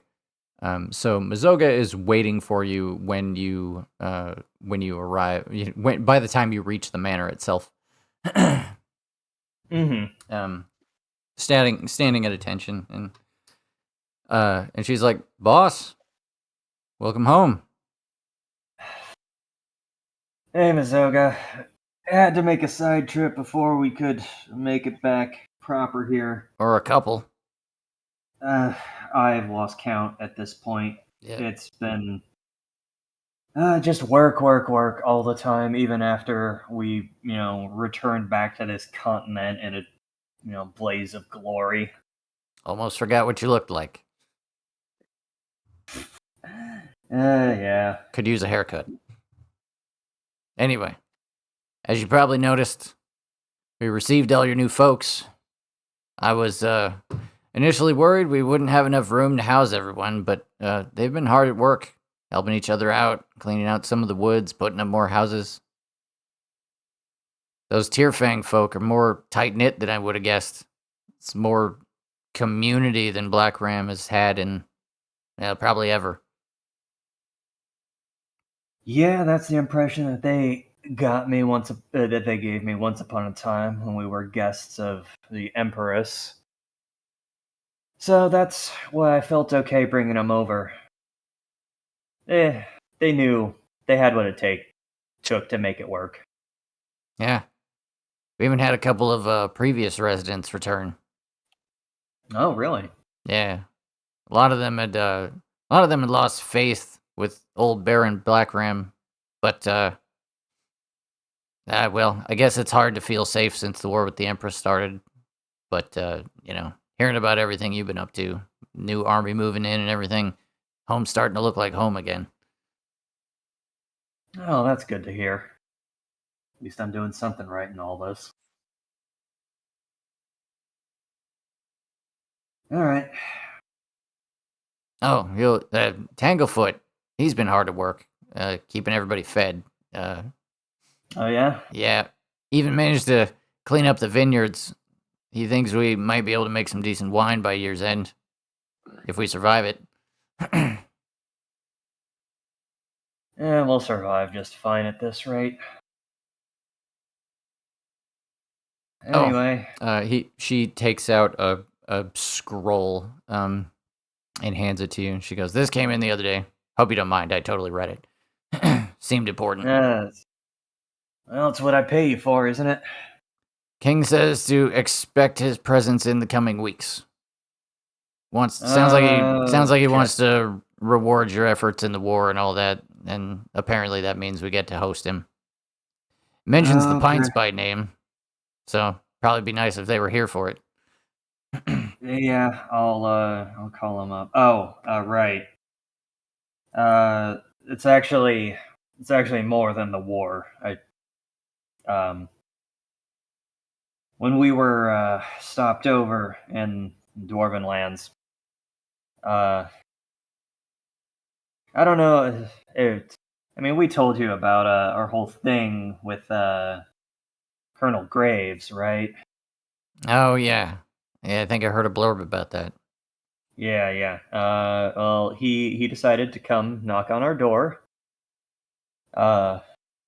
Over in Bifrost, which was that was pretty ballsy on his part, literally in the dwarf's backyard. But ignoring his poor life choices, he doesn't get to make life choices anymore. So the king's also pretty happy about that, I imagine. She spits on the ground and is like, "Good. The guy was a blot on this nation's history." Yeah. Anyway, oh right, Tierkin,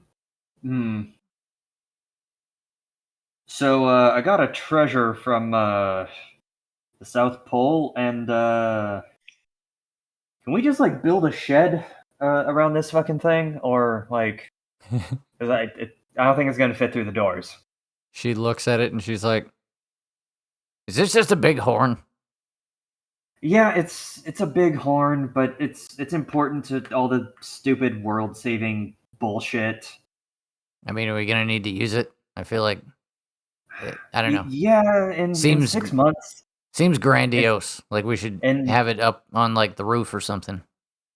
well, no, in 6 months I'm gonna use it, but I can only use it once, so that's why I don't want anyone looking at it or touching it or fucking anything. Mm. Yeah, we could probably we could probably move it into like the basement or something. You know, If it'll lock it fit up. through, if it'll fit in the basement, great.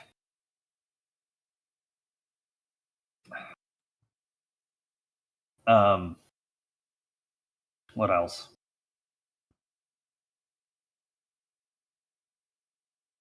Let's see.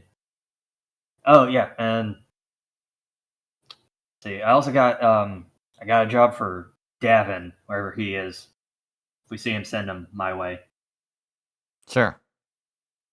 But I guess I just get to sit here and wait for our Royal Highness to show up. And do we make preparations? Like, is this are we gonna have to do feasts and banquets and shit? She makes that she makes that face like, "Oh yeah, he probably doesn't understand this because nobility shit." She goes, "Oh yeah, so it's horse shit. He's basically inviting himself to our house. I mean, I'm sure it's gonna be a net positive, but it does mean we, you know, it's on us to cook dinner and all that. And he'll probably want to stay for a night or two, depending on what's on his mind." All right. Enzikar turns and addresses like everyone else. All right, you heard her. Let's unpack and start getting ready for a king. Mm-hmm. Is there? Yeah, I mean, your people will immediately begin making themselves comfortable, making sure things are settled. In their new home. And in the meantime, let's. Who do you want to meet with? First and foremost. Davin first, because I don't think he went with us. So if he's just been kicking around here, yeah, there's like, really doing no fuck reason all. for Davin to have come along. Anyway, yep, here's Davin. Yep. And I guess while I'm at it, here's Spy Master Davin's greatest asset.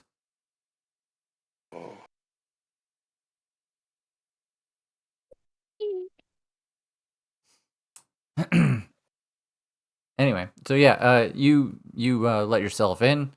Davin's just kind of like, Davin's not really doing anything at this moment. You probably caught him like on his lunch break. He's just kind of chilling out, and he seems to be somewhere between a snack and a nap, or vice versa. It's hard to tell. That's fine. But he looks up and immediately like kind of rights himself, like dusts himself off. It's like, Baron, didn't know you were coming in today. Yeah, I didn't know hardly either. Whatever, sit back down. Just like Zakar immediately just walks over to the shelf and grabs the first bottle of mead. Mm-hmm. Yeah, and he immediately eases back into the chair, remembering that his boss is actually kind of rad and doesn't give a shit. Yeah. Zakar slumps into an armchair too. I was like, all right, so I'm sure Mizoga told you about the king showing up and shit. Oh, we all heard about it. Yeah. Guess I'm last to know about it, but never mind all that. Because I got a proper job for you. And your lad. Hey, great club. Yeah, he's like, hang on, let me. He, Oh, okay. I thought he was here. Yeah, I mean, the assumption is that he's nearby, but I think probably like there's no reason for Great Club to be here, so he's like, hang on, let me ring the bell. No. It's the fine. bell, We don't have to the do bell that. that Great Club can hear from half a mile away. You But just yeah, see Great Club rushing in with a half-shaved face. Great Club, Yeah. sorry. Yeah. Sorry, Great Club was in the shower. Yeah, Great Club lumbers into the chamber and is like, oh, Great Club. Hey, great club. You're looking tough as always. Oh, Great Club. Yeah, well, Wild wanted me to tell you that he says great club. Great Club. Yeah, I know. All right. Thanks, buddy. I have made the best character known to man. I really do love him. I'm thinking back because like I don't remember what was going on in my head, but there had to have been a day where I was just looking at the equipment list in the player's handbook and I saw the line Great Club on the table and was just like, I have it. Hang on. I need a bathroom break real quick. Okay, yes. All right. 5 minutes, everybody. He's just like he's here. All right. So technically, I've been looking at housing or not housing, town names, and if you technically speaking, it is in German a Dorf, DORF, or in Hungary it is called a Városkis, which is a small town.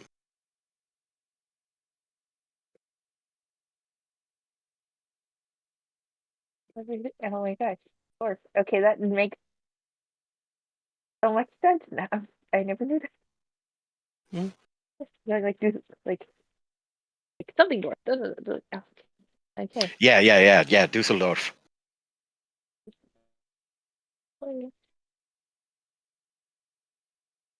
Oh, okay, mind blown. Sorry. No, it's all good. And then I was looking in here, and then I was just like, I guess administratively it might be a commune. Like, I don't know, it gets hard when you have these like, so what is this called? It's like, technically. And the funniest thing is, like, I'm going through a list of all like the countries, and it's just like Lithuania traditionally has no word for small city or big town, but here is, and it's just like, oh, got it. Oh, definitely.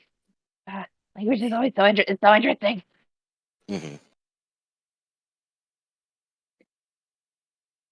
Yeah, but it does seem that most of the time a hamlet is the smallest, followed by villages, thorps, or dwarfs.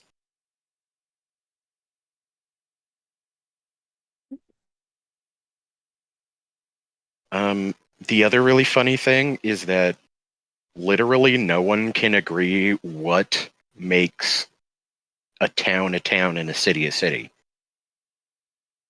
Like some of them, it's just like some of them, like in the USSR, hardcore based off of population. But later, It's just like, no, we're actually completely switching it to, if you are like an administrative zone, you are this thing. If you are, if you have like a doctor in a supermarket but nothing else, you're this guy, Really weird stuff. I mean, that's oh. Mhm. I mean, was that cities were based on Okay, I'm back. either based on population or concentration. Mhm. All right, I'm back. Yay. Both of you are back. Cool. The thing that I found out about it is that most of the time, the difference between cities and towns is that a city has a different kind of resource production. It's refined resource production goes into cities, and raw resource production goes to towns. Or I should say, towns produce raw resource production, cities produce. What are we talking about? Oh, I was telling them about like I literally just wanted to look up like names for villages based on population. So you mean like the dictionary definition of like Yeah, and what I'm learning is that literally most of polite society doesn't actually have a hardcore rule. Like a lot of these listings are in Belgium, there is no distinction, but right. It seems that it's going to be a hamlet is anybody less than 1,000, a thorp, dwarf, or village is anybody less than 5, and then you get a town and a Okay. township and a city. All right. Good to know. So I thought that was interesting. Very interesting. Right, and I was trying to think of like what would Black Ram be, and I'm like a villa, and I'm like no, a villa isn't big enough because they have like a shitload of mini houses all around here. Sounds like a village. Well, no. Black Ram would be a city-ish, or I don't know. It's beside the point. We're in a fantasy world. Yeah, exactly. It's whatever the fuck I said it is this week, and next week's Chris has to deal with it. Darn right, buddy. It's the planning. What do you call it? The planning committee. You could have a planning committee be like, okay, we're changing it to this, or no, we're changing it to that. Oh yeah, they have a like the sign that's like, hey, welcome to Bifrost. It has like a spinning, like a flipping thing on it where it's like the village, the town, and it flips over like one of those old clocks. Yeah. Mm-hmm. The Berg. Yeah. Bifrostburg. Anyway, did we say Taylor's back also? Yes. Okay, great. All right, so you and Davin and the Great Club. Yep. So, boys, I am sending you on a job. Don't know how far you are going to have to go to achieve these ends, but I need you to do what you do best and find some shit out. All right, that is our job, I guess. So, there was a queen a couple centuries ago who was actually able to do something about this whole world-ending plane eater bullshit. Kind of by herself. And apparently that's why there's a big-ass desert on, the other continent there. Her name was Queen Amenosis. And apparently she was the daughter of Asmodeus. No shit. Yeah. He starts writing himself some notes. The Empress that the orcs, dwarves, and us just kicked over Rakana talent spell. Apparently that was the daughter of Amenosis. So apparently this is all a history of Tyrfang and shit like that. So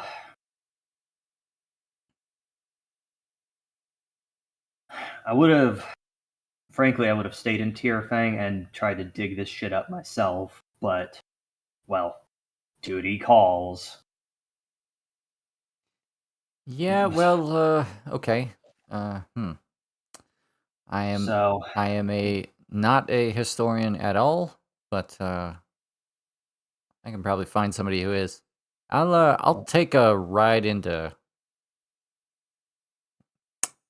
I don't know. I'll ask around, grease some palms. I'll find somebody who knows something. you Pick through the take library. You go as far as you need, as long as you need, dude. I just need to know more. Because if she had some secret weapon bullshit that I can use 6 months from now, that is exactly what we need. All If right. anything, I probably should have told you to do this, months ago. But oh well, we're here now. I'll see what turns up. All right. He's writing notes. He's like, sand super weapon ? Yeah, pretty much. Okay. And obviously, great club. Keep him safe. Great club. Yep. So, yeah, in the coming days, Davin and Great Club probably go on an excursion. Find a center of information that they can squeeze some history lessons out of. Oh, Davin, hey, get some sending stones. Leave one here. Take the other one with you before you take off too far here. He's like, oh, easy enough. He snaps his fingers and Great Club throws him a sending stone and Davin hands it to you. Cool. Adding that to inventory. He's like, I shouldn't need that as long as the big guy's with me. Cool.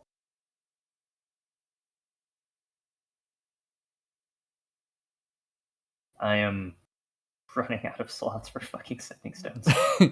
Thank God it's not attunement. It's not. That would fuck us up a lot.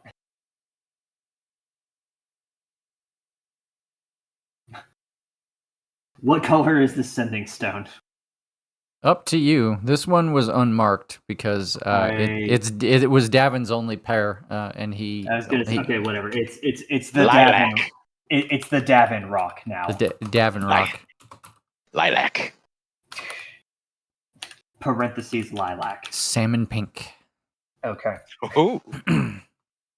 Moss green. Yeah. Ooh. That reference was for you. Thank you. I love you. Okay, so we got the Davin rock. Okay, cool. And then I'll Moving on. they're out the door. Mm-hmm.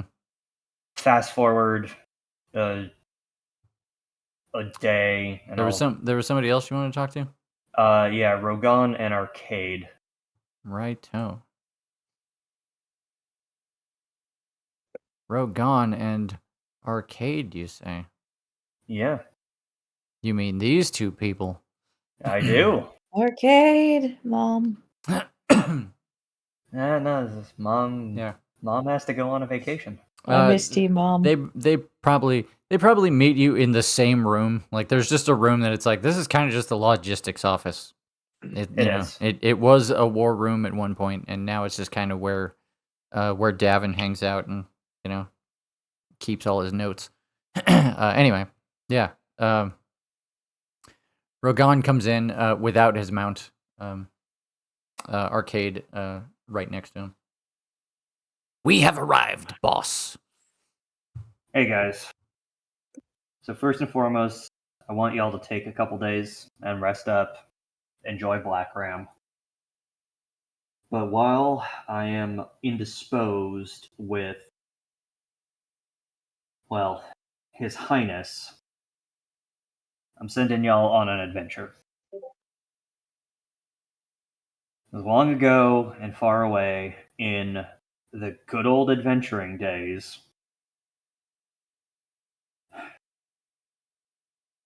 the 5 pints of us found a cave. We were in the cave fighting some beholders because we had taken on a job to find a lost centaur. And her girlfriend put us up to it, and so yay, we reunited the happy family. But in this cave, we found this crazy, weird, very clearly like constructed giant fuck off hole of doom.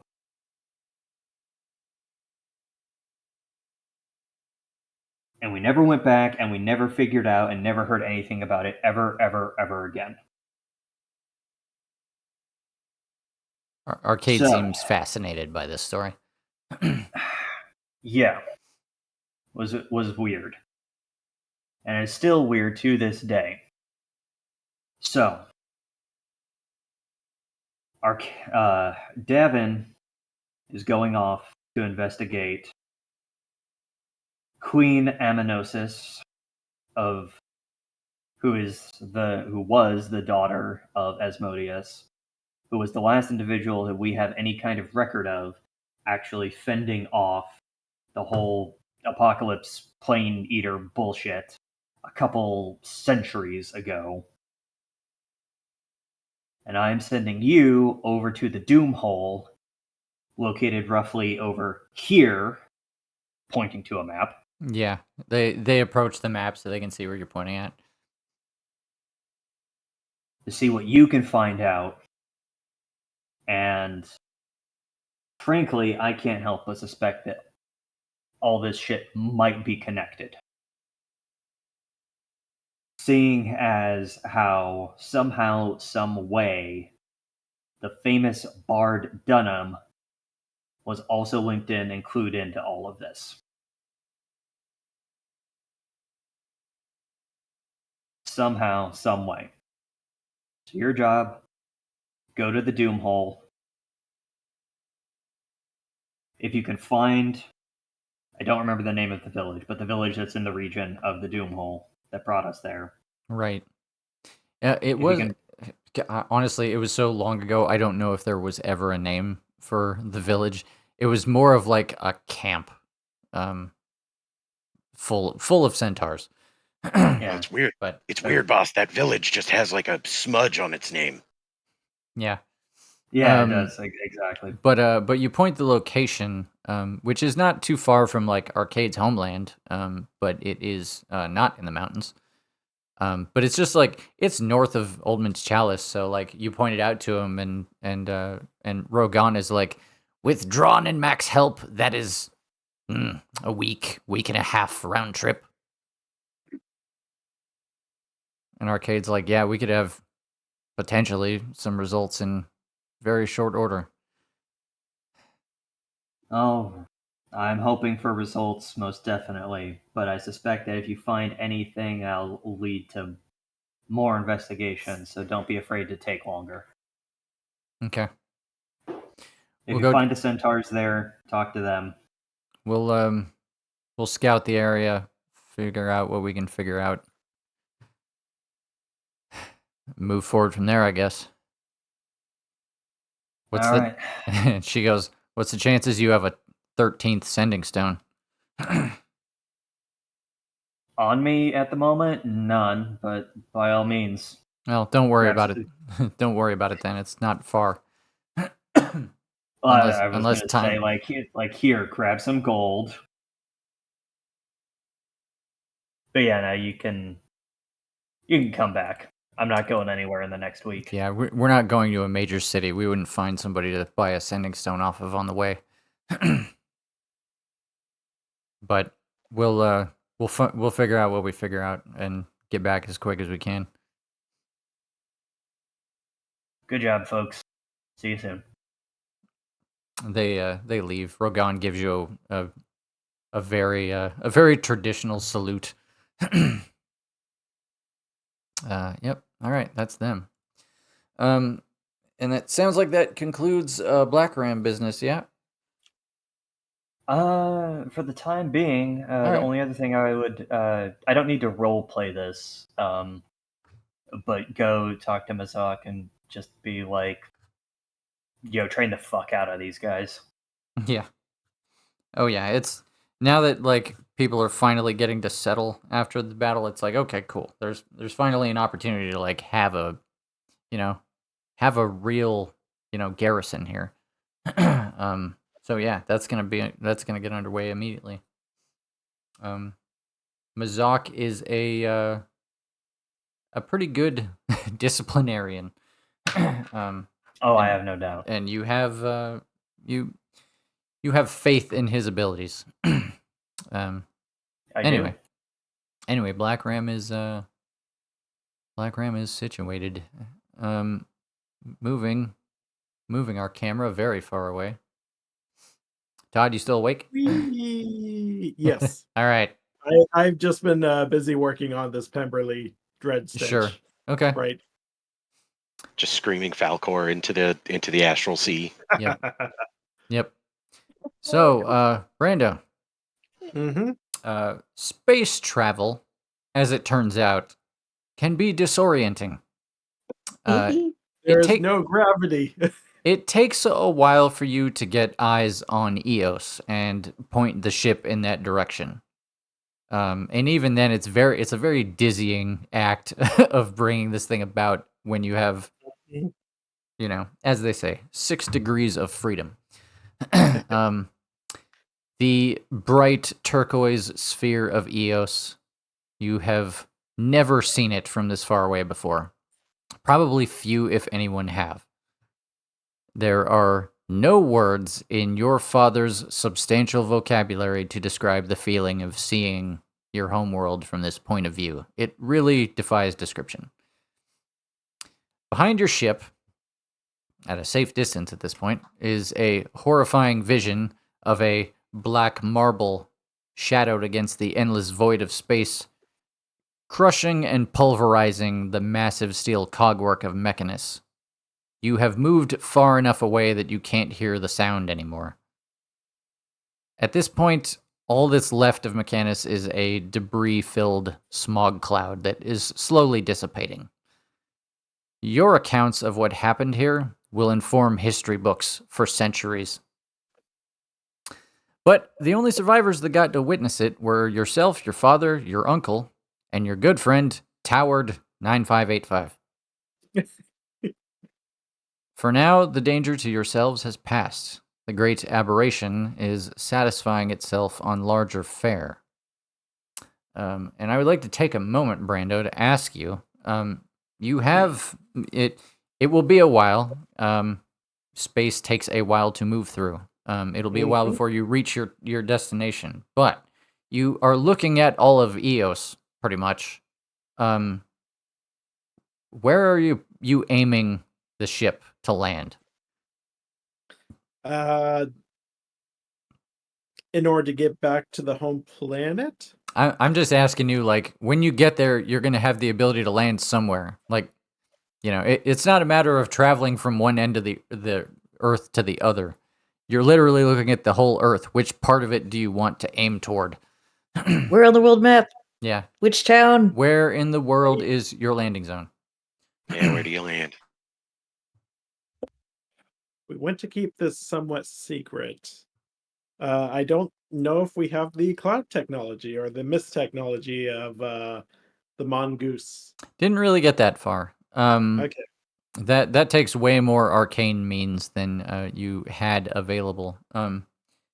There's a number of things this ship does not have yet. Like, it does have weapons and it even has ammunition, but it doesn't have propellant. So you have no gunpowder. It's missing a lot of accoutrement that would make this a real finished product, to your father's satisfaction. But at the moment, it is a complete frame, and it moves. It will get you where you need to go. It's just a matter of where you're pointing it. Do you want to show the picture, or if you want, I gotta think. Where did I put? Hang on. I think the dwarven airship bases might be. Here's the Oh, thing. sorry. No, you're good. No, I mean not the map of Eos. I have that, but the picture of the airship, or do you want to reveal that? Oh, I'll reveal that at a dramatically opportune moment. Okay. My question is, where are you putting it? So that's not really up to Brando. Brando's like, you don't have to include me in this, but since this is a gift for the grave callers, do you have a contact with Aurelian, and do you want to meet him somewhere? Your dad would be like, yeah, your dad would say, I, in fact, do not have direct communication with him. He kind of trusted us to handle it. But with the ship in hand, we can move it to where it needs to be. I do not want this. Again, I want the grave callers to remain unknown to the world. So Sure. park me somewhere close to I mean, close enough to Bifrost. they're leaving the driving to you. They Oh. have spent they've spent a lot of time working on airships and not a lot of time driving them. But you've shown some aptitude in how you. I mean, you brought the mongoose down in that battle. And Brando was about the only one who died. Yeah. Well, I mean, you did keep it in the air for a long time. True. Long enough for things to have. It could have been worse. All right. So They don't feel one way or the other on it, so I'm leaving it up to you.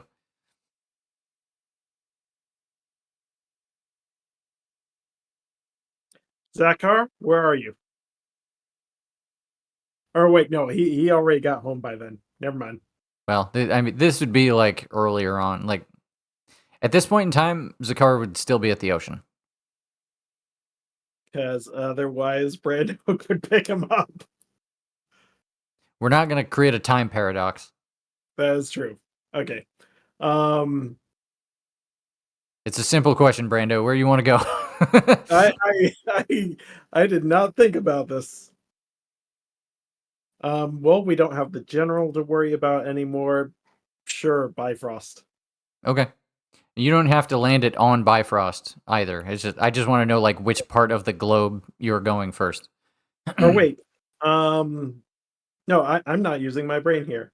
Okay, Brando would talk to Zakar to talk to Wilhelm about like where is the O factor? Because Brando's trying not to spoil anybody on Aurelian's name. Right. I think let me think. I Brando think just wants to get this thing to Aurelian. yeah, I think he would yeah, I think he would tell you that anywhere near Hunter's Vale would be viable. And that is where we're going. Okay. To the frosty north. All right. Mm-hmm. So, you set a course and start heading in that general direction. Mm-hmm. For its first space flight, the new ship is doing okay. It's a bit hard to steer. You had all assumed traditional methods of displacing air would be enough to make the craft turn, but as it turns out, air is a little thin up here. Yep. And it is only getting thinner the further you get away from Mechanus, and colder. And most concerning, all of you start to feel lighter. So there is a. Everybody go inside. I'm staying on here. Yeah. Brando also puts on the winter coat that Gon gave him. I mean, luckily the deck is all interior on this one, much like the mongoose was. Mm-hmm. So you're not worried about floating away from the ship out into the darkness. Good to know. But yeah, there's probably a little bit of like, you know, if you want the helm to be effective, then you're gonna have to like strap yourself to the ground to, you know, so that you have your feet have a point of reference. Brando has mini belts. Yeah, so you guys really quickly like tie some ropes down in the cabin just so you can get around by you know, stabilize yourself while you're moving around. We'll have to find out some way to keep people on the ground if Mhm. we're going to make more of these. Yep. It's just one of those growing pains moments where it's like, okay, that's a problem we'll have to address. Mhm. What about air? Oh, like does it get hard to breathe? It's not really getting harder to breathe. Well, I mean, it will, as time goes on, it will be noticeable, how much air you lose, but you would not lose enough of it. There's only, there's only a few of you in here actually breathing the air, and there's actually plenty of cabin space that is carrying oxygen from Mechanus, so you'll probably be fine, if a little lightheaded by the time you get by the time you touch down. At least that's the way the Skyfires look at it. They're like, what's a little brain damage? Also, What's a little carbon monoxide? Mm-hmm. Yeah, since we're a bit more weightless, our bodies will not be working as hard. So Yeah. Is that how it works? What? Nothing. Sorry. I mean, yes. If you breathe less, like if you're not burning as much energy, then you're breathing less, and the oxygen will last longer. That is true. Okay, our so bodies are fighting gravity, and Yeah. they have to train astronauts. Mhm. Like they give them things to make them feel like they're on the ground or doing gravity. So when Mhm. they come back to Earth, they're not like, oh, crushed our by bodies don't work yeah. anymore. Yeah. What does become an issue is the temperature. You are inside, and there is not a ton of things to fill the chamber with a comfortable temperature. So thinking pretty quickly, it's like, look, we don't have to work very hard. This thing's already drifting towards its destination. It would, if we have to adjust anything, we can, but we don't have to like mill around and worry about how we're gonna freeze to death in that time. So it's just kind of decided that you guys should like huddle together around a heat source for as much as as long as you can to keep that from happening. All together around the wheel. Yeah, basically that's what happens. Is like you guys gather around the wheel.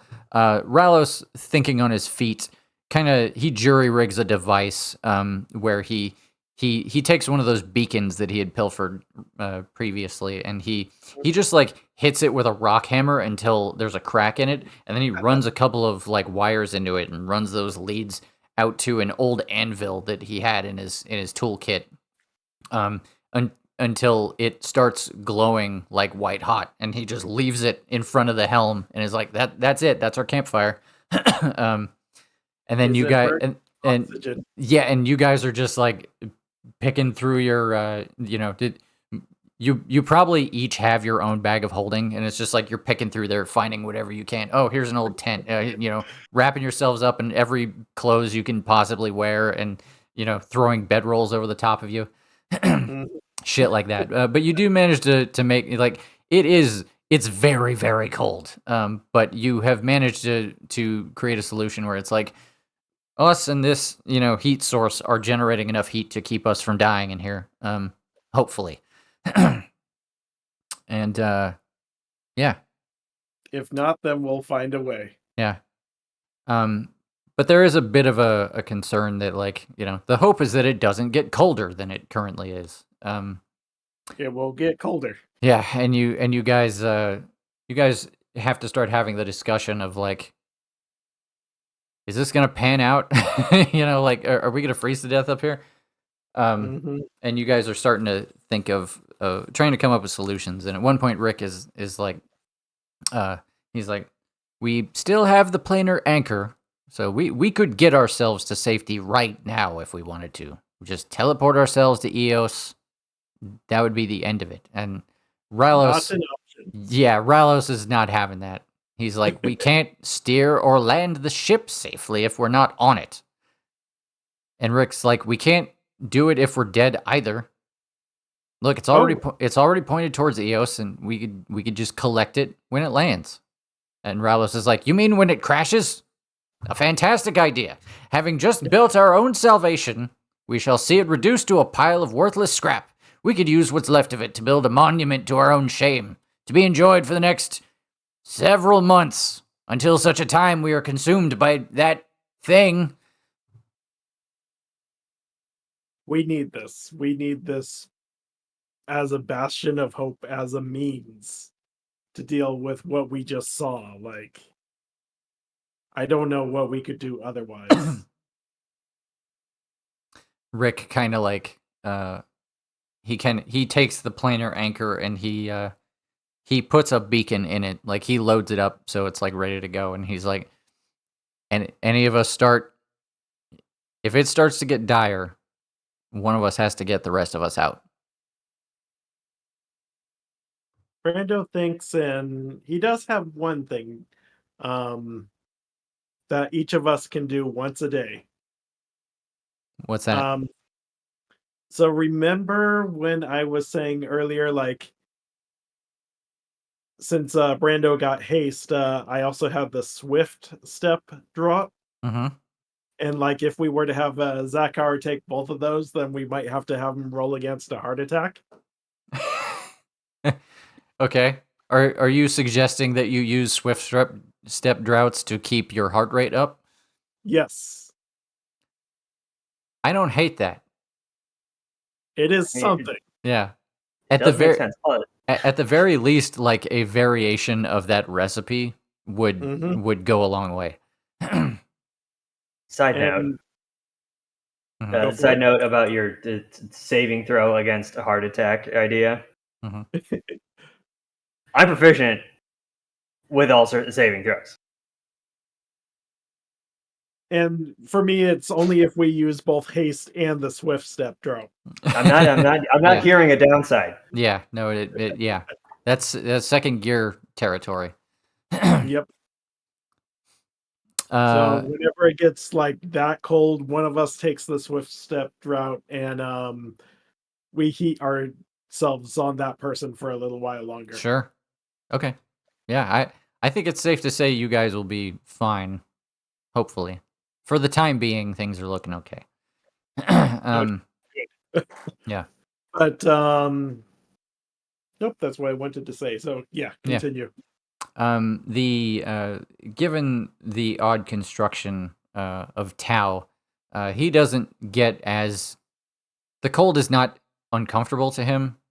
I mean, there is a point at which it is physically damaging to him, but as long as he's not away from the anvil for too long, not really a problem. So occasionally he vacates to check out the rest of the ship, just to, at this point it's just like a cavernous space of like several different cabins that are, awaiting use, somewhere down the line. But just he goes around the ship, he makes sure things are okay. Occasionally makes adjustments to the, to the systems or whatever as it comes up. You came up with some very good solutions, so we can just gloss over a lot of this shit and get to the good part. At some point, as you're coming up on the end of you're starting to come up on the end of the voyage. When all of you are probably asleep when you're woken up by like the sound of Tau screaming as he's running back to the bridge. And he comes back into the room like, "Hey, captains, wee woo, big problem." You guys are like waking up like, what's going on? Brando immediately dashes for the wheel because it's like problem equals needing to steer. Yeah, it's like you look at the wheel, you're like, is everything okay? We're still on course, everything's fine. But they all start to wake themselves up, and Ralos is like, what is the problem, Tau? Describe the problem. And Tau's like, there's a big like monster. Shit. It's like I don't know EOS animals that well. It's like a snail. And Ralos is like, there's a snail, and Tao's like, no, it's bigger, like really big, curly shell. It has tentacles coming out the front. It's an illicit ship. And Ralos bolts upright and is like, curly shell, tentacles. is it following us? And Tao's like, yeah, and fast. Oh, I And forgot. I think for Brant, let's see, Rick has ranged fire. It's too bad we didn't take any of the turrets with us. Yeah, the unfortunate bit, like I said, you have guns, you even have ammo. What you don't have is gunpowder. And There's Brando can at least throw potions out of the back or something to try to. the big problem is like you guys are remaining, not freezing to death because you're indoors and insulated around a heat source. The moment you open a window, you don't know what's gonna happen. Without any like prompting or anything else, Ralos just comes over and just makes sure the throttle is turned up as high as it can go. Past the point where it's probably unsafe to do this for prolonged periods of time. Oh boy. Then we need to have somebody stay at the wheel then. Things to do, because this is an illithid ship coming right at us. I need brain power. Yeah. All of you are trying to like wake up and be like, oh, okay, all right. What's the play here? Rick's like, okay, we really only have the engines and the steering. Yes, let's maximize that, right? And Ralos is like, yes, that is the move. And they go to where what did I just do?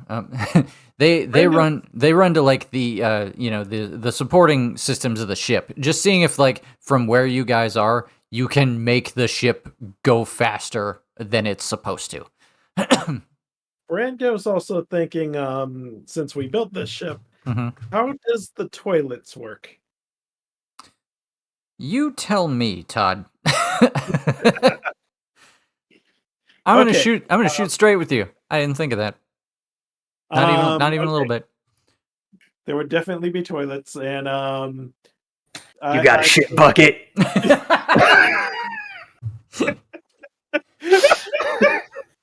That's bare minimum. You're gonna need that. looking out the rear windows and seeing an illithid nautiloid and going, "Holy shit, bucket!" I mean, okay, because we need to fly the ship around, we wouldn't have it just go out whatever hole right away.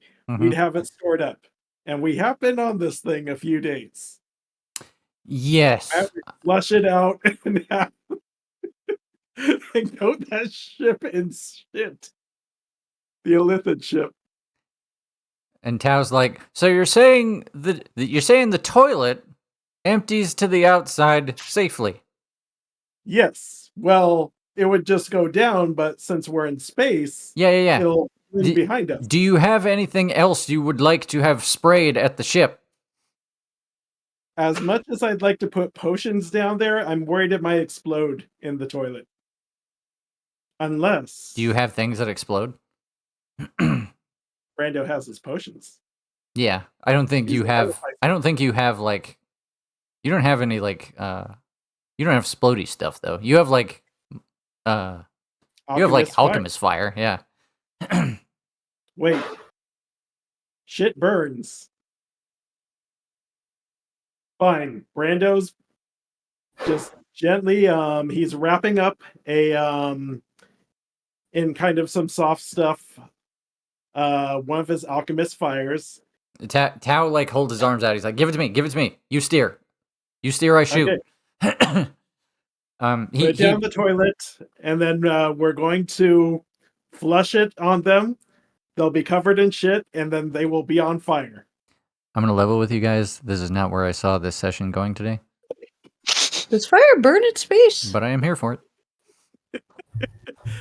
I mean, naturally occurring? No, but this is not natural. Therefore, that's true. It's magic space. Yeah, this is this is alchemist fire. That's fair. Burn that shell. Yeah. So, Tao's a smart fellow.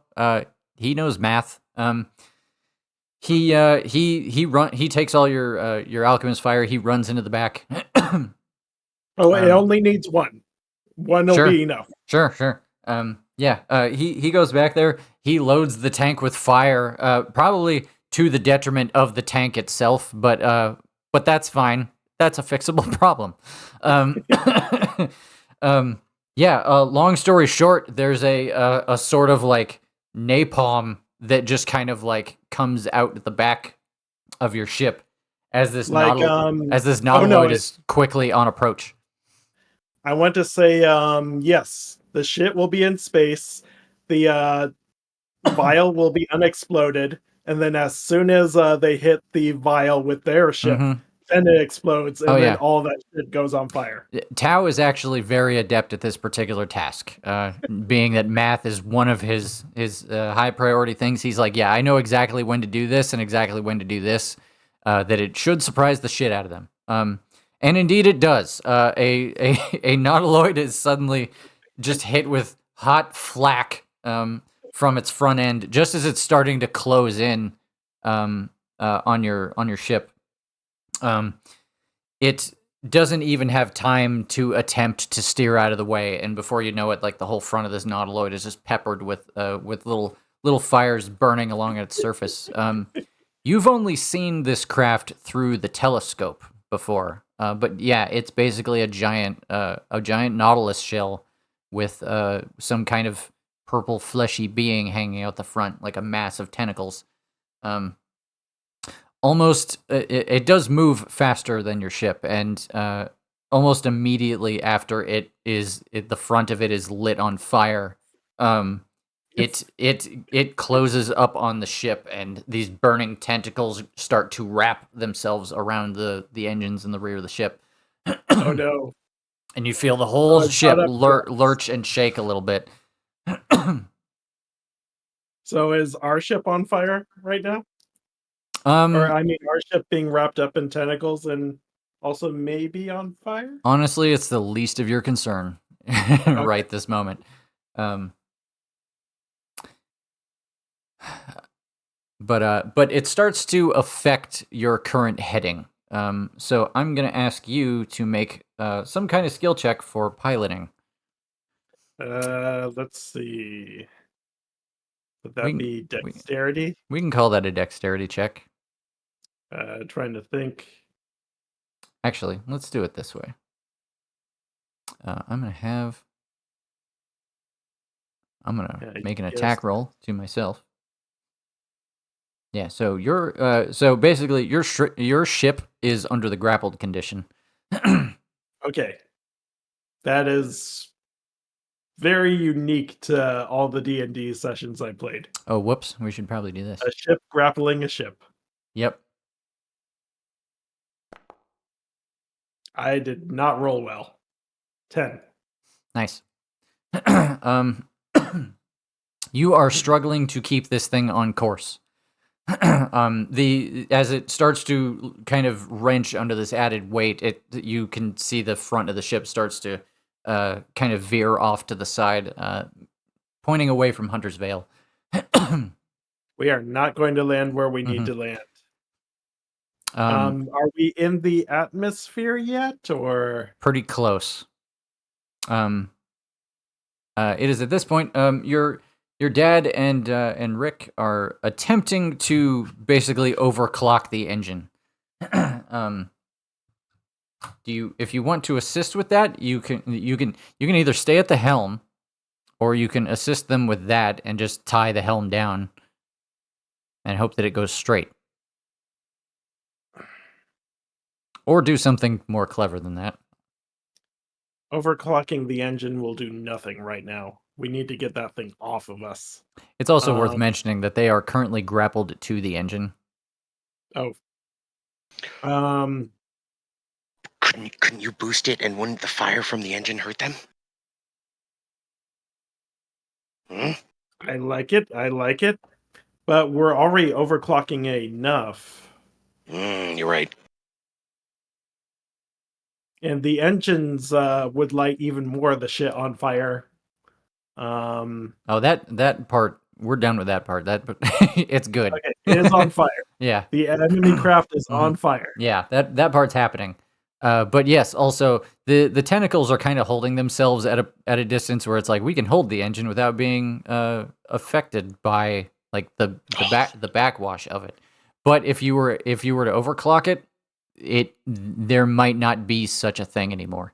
The Nautilus would have to choose between hanging on and getting burned in the face or letting go.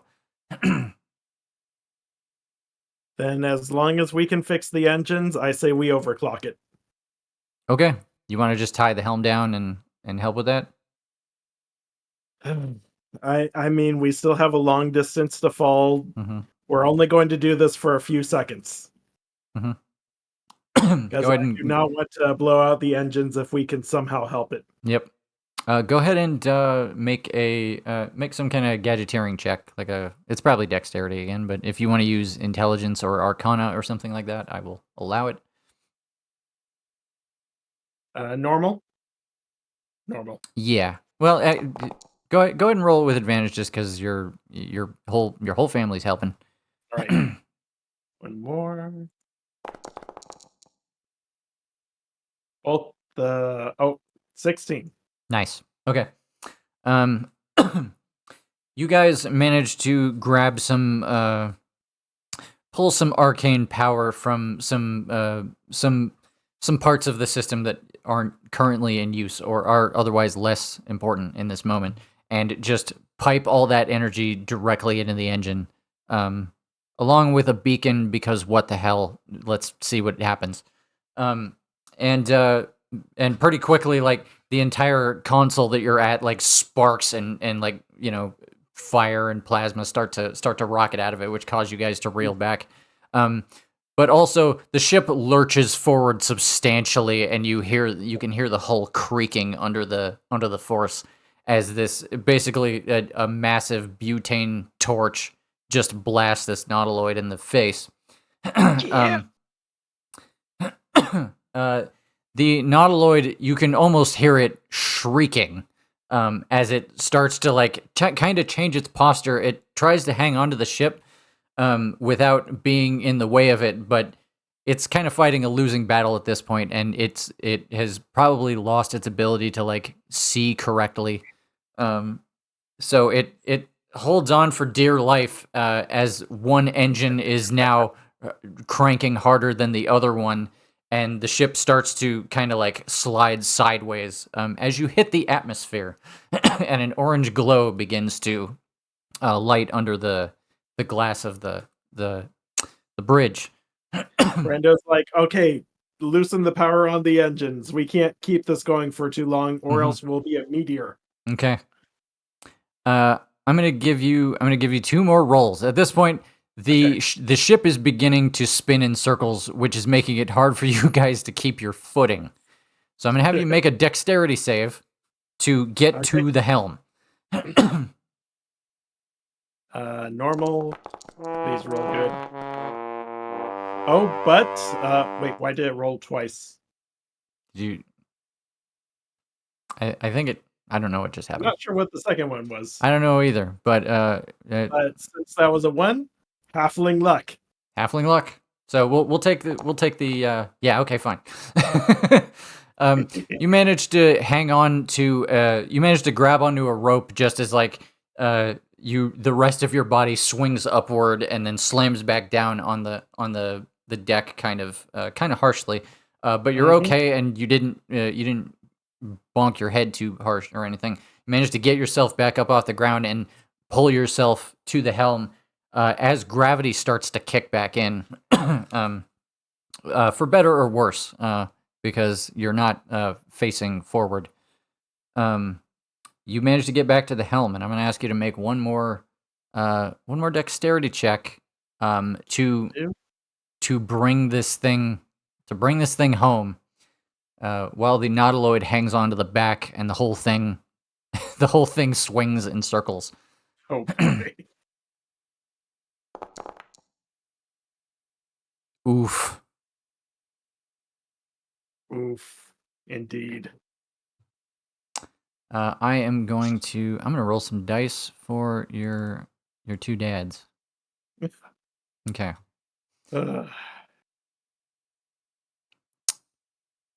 Ralos bonks his head pretty good, and I'm going to say he's unconscious. Ooh. Rick manages to get back to the console and tries to... he is going to attempt... I'm going to leave it to a dice roll. He's going to attempt to regulate the engine power to help you out. You rolled a 5. You rolled a 5. No such luck. The engine that had previously, you guys had previously overclocked, sputters and just kind of explodes. The good news is it leaves the Nautiloid with nothing to hang on to. The bad news is you are now in an uncontrollable spin. Oh boy. Do we still have a engine? You still have one engine. Okay. The Nautiloid is basically like you wouldn't even notice at this point, but it basically loses its grip and is thrown, just whipped through the air and thrown, across the sky away from you. And I'm gonna give you one more dex check with disadvantage this time. I wish I could do this with Arcana or something, but well, it was nice knowing the ship. Mm-hmm. An 8. An 8's pretty bad. It's not awful though. All right. Here's what's gonna happen. At this point, Rick has grabbed onto his brother, and managed to haul himself to the helm.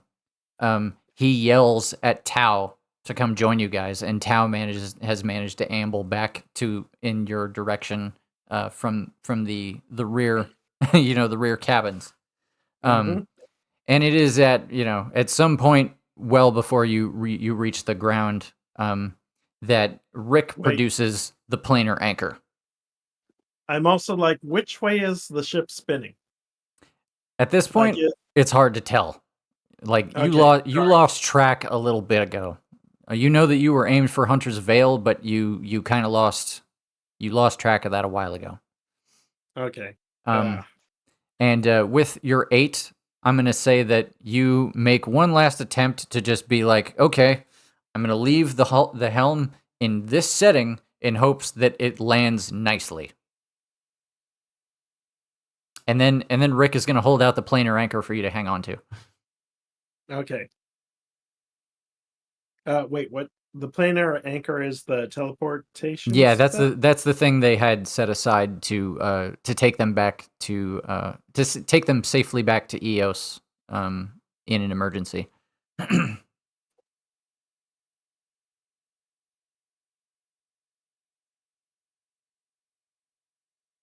He's like, "Come on, Brando." Brando's going to try one thing before going. Okay. And that is get the thruster going mightily one last time, in hopes that if we're not spinning the correct way, then it'll spin us less. But then he goes to Rick and Ralos and takes the planar anchor because it's a desperate attempt, and who knows? It's rough at this point. You're really fighting against physics, and it appears to be losing. You do your best to set it on a course that is hopefully not as bad as it could be. You grab the planar anchor. Tau grabs onto your wrist. Rick's holding onto his brother. The beacon starts to glow, and you and all 4 of you and the planar anchor disappear off the deck of the ship. All that work. And I think that's where we're gonna wrap up the evening. Oh my god. That was a really freaking cool scene. Yep. Yeah, oh my god. I was hoping that the burning shit would slow down, because the Illithid ship is a sea-based thing, and so I would think that fire would be really weak to fire. Space sea-based, kind of. Yeah, it's okay. I'm not assuming 1-to-1 Spelljammer rules for space Mhm. travel. So That's a cool idea, though. yeah, it was. I didn't see that Good, coming. good thinking. Yeah. Turning humanoid waste into napalm. Like, yeah, Yeah, all yeah. right, yeah, okay. That's It is. Skyfire methodology right there. And the ships are, if I remember, the nautiloids are like alive in a way. So Oh yeah, Mhm. yeah. Yep. It was that's worth a cool. shot. Yeah, the you heard the nautiloid itself shriek as if to say like, "Fuck! I didn't expect our opponent to burn me." Yep, Uh, that's cool. I totally forgot that Alabar was traveling with some Illithid ships. Hmm. I Ah, shouldn't have had the engines go so hard. Oh well. it's okay. Would have been worth it to at least bring the Illithid ship to even if we were to crash with it, just to show people like, hey, this is a thing. We need to prepare for this thing. Hmm. You can Like, tell Not so people close about to it. home. Yeah, Not so close to home. mm-hmm. Crash it in a shitty part of the world. crash it in the We don't ocean. know where we're. Yeah, no idea No, I where know. it's going to land, or if it's going to land, but Hmm. it's Eh, probably going to be a spectacular wreck. Well, it's pretty hard to land something without a pilot, but it will you it can fix will it. it will connect with the ground in some way, shape, or form. Uh, You lived. That's the important part. true. For now. But now one of For our now. hosts is gone. We would need to somehow salvage it, and we cannot do that in privacy. We don't, we'll take inventory when we find out exactly what happens to it. Mistakes into miracles. Maybe it My was a only hope quiet is that crash. it lands in water. That is my only hope. Maybe it lands very gently in the water, near, I don't know, near no major civilization, but near enough that you can find it easily, so nobody else notices it. Uh, I don't think it's going to go undiscovered. Like, Mm. it would need to be piloted to be discovered, and with it doing what it is now, it's either not going to be discovered at all, or it's going to be very discovered. Hmm. Don't know. All right. Idea for future ship: autopilot or remote control I, pilot. idea for future ship. Steel floors, magnet boots. Yeah, that's a cool idea. Write that down. Yeah. Write that down. Steel floors, magnet boots. All right. I think everybody So should long. Yep. say goodnight to Twitch. Don't we need Twitch. to Night, run for another Twitch. 2 minutes or something? Oh, I yes. mean, I've been letting it go through this whole conversation, so I'm hoping that will be enough. Okay, that is fair. All Good right. night, Uh, Twitch. Good night, Twitch.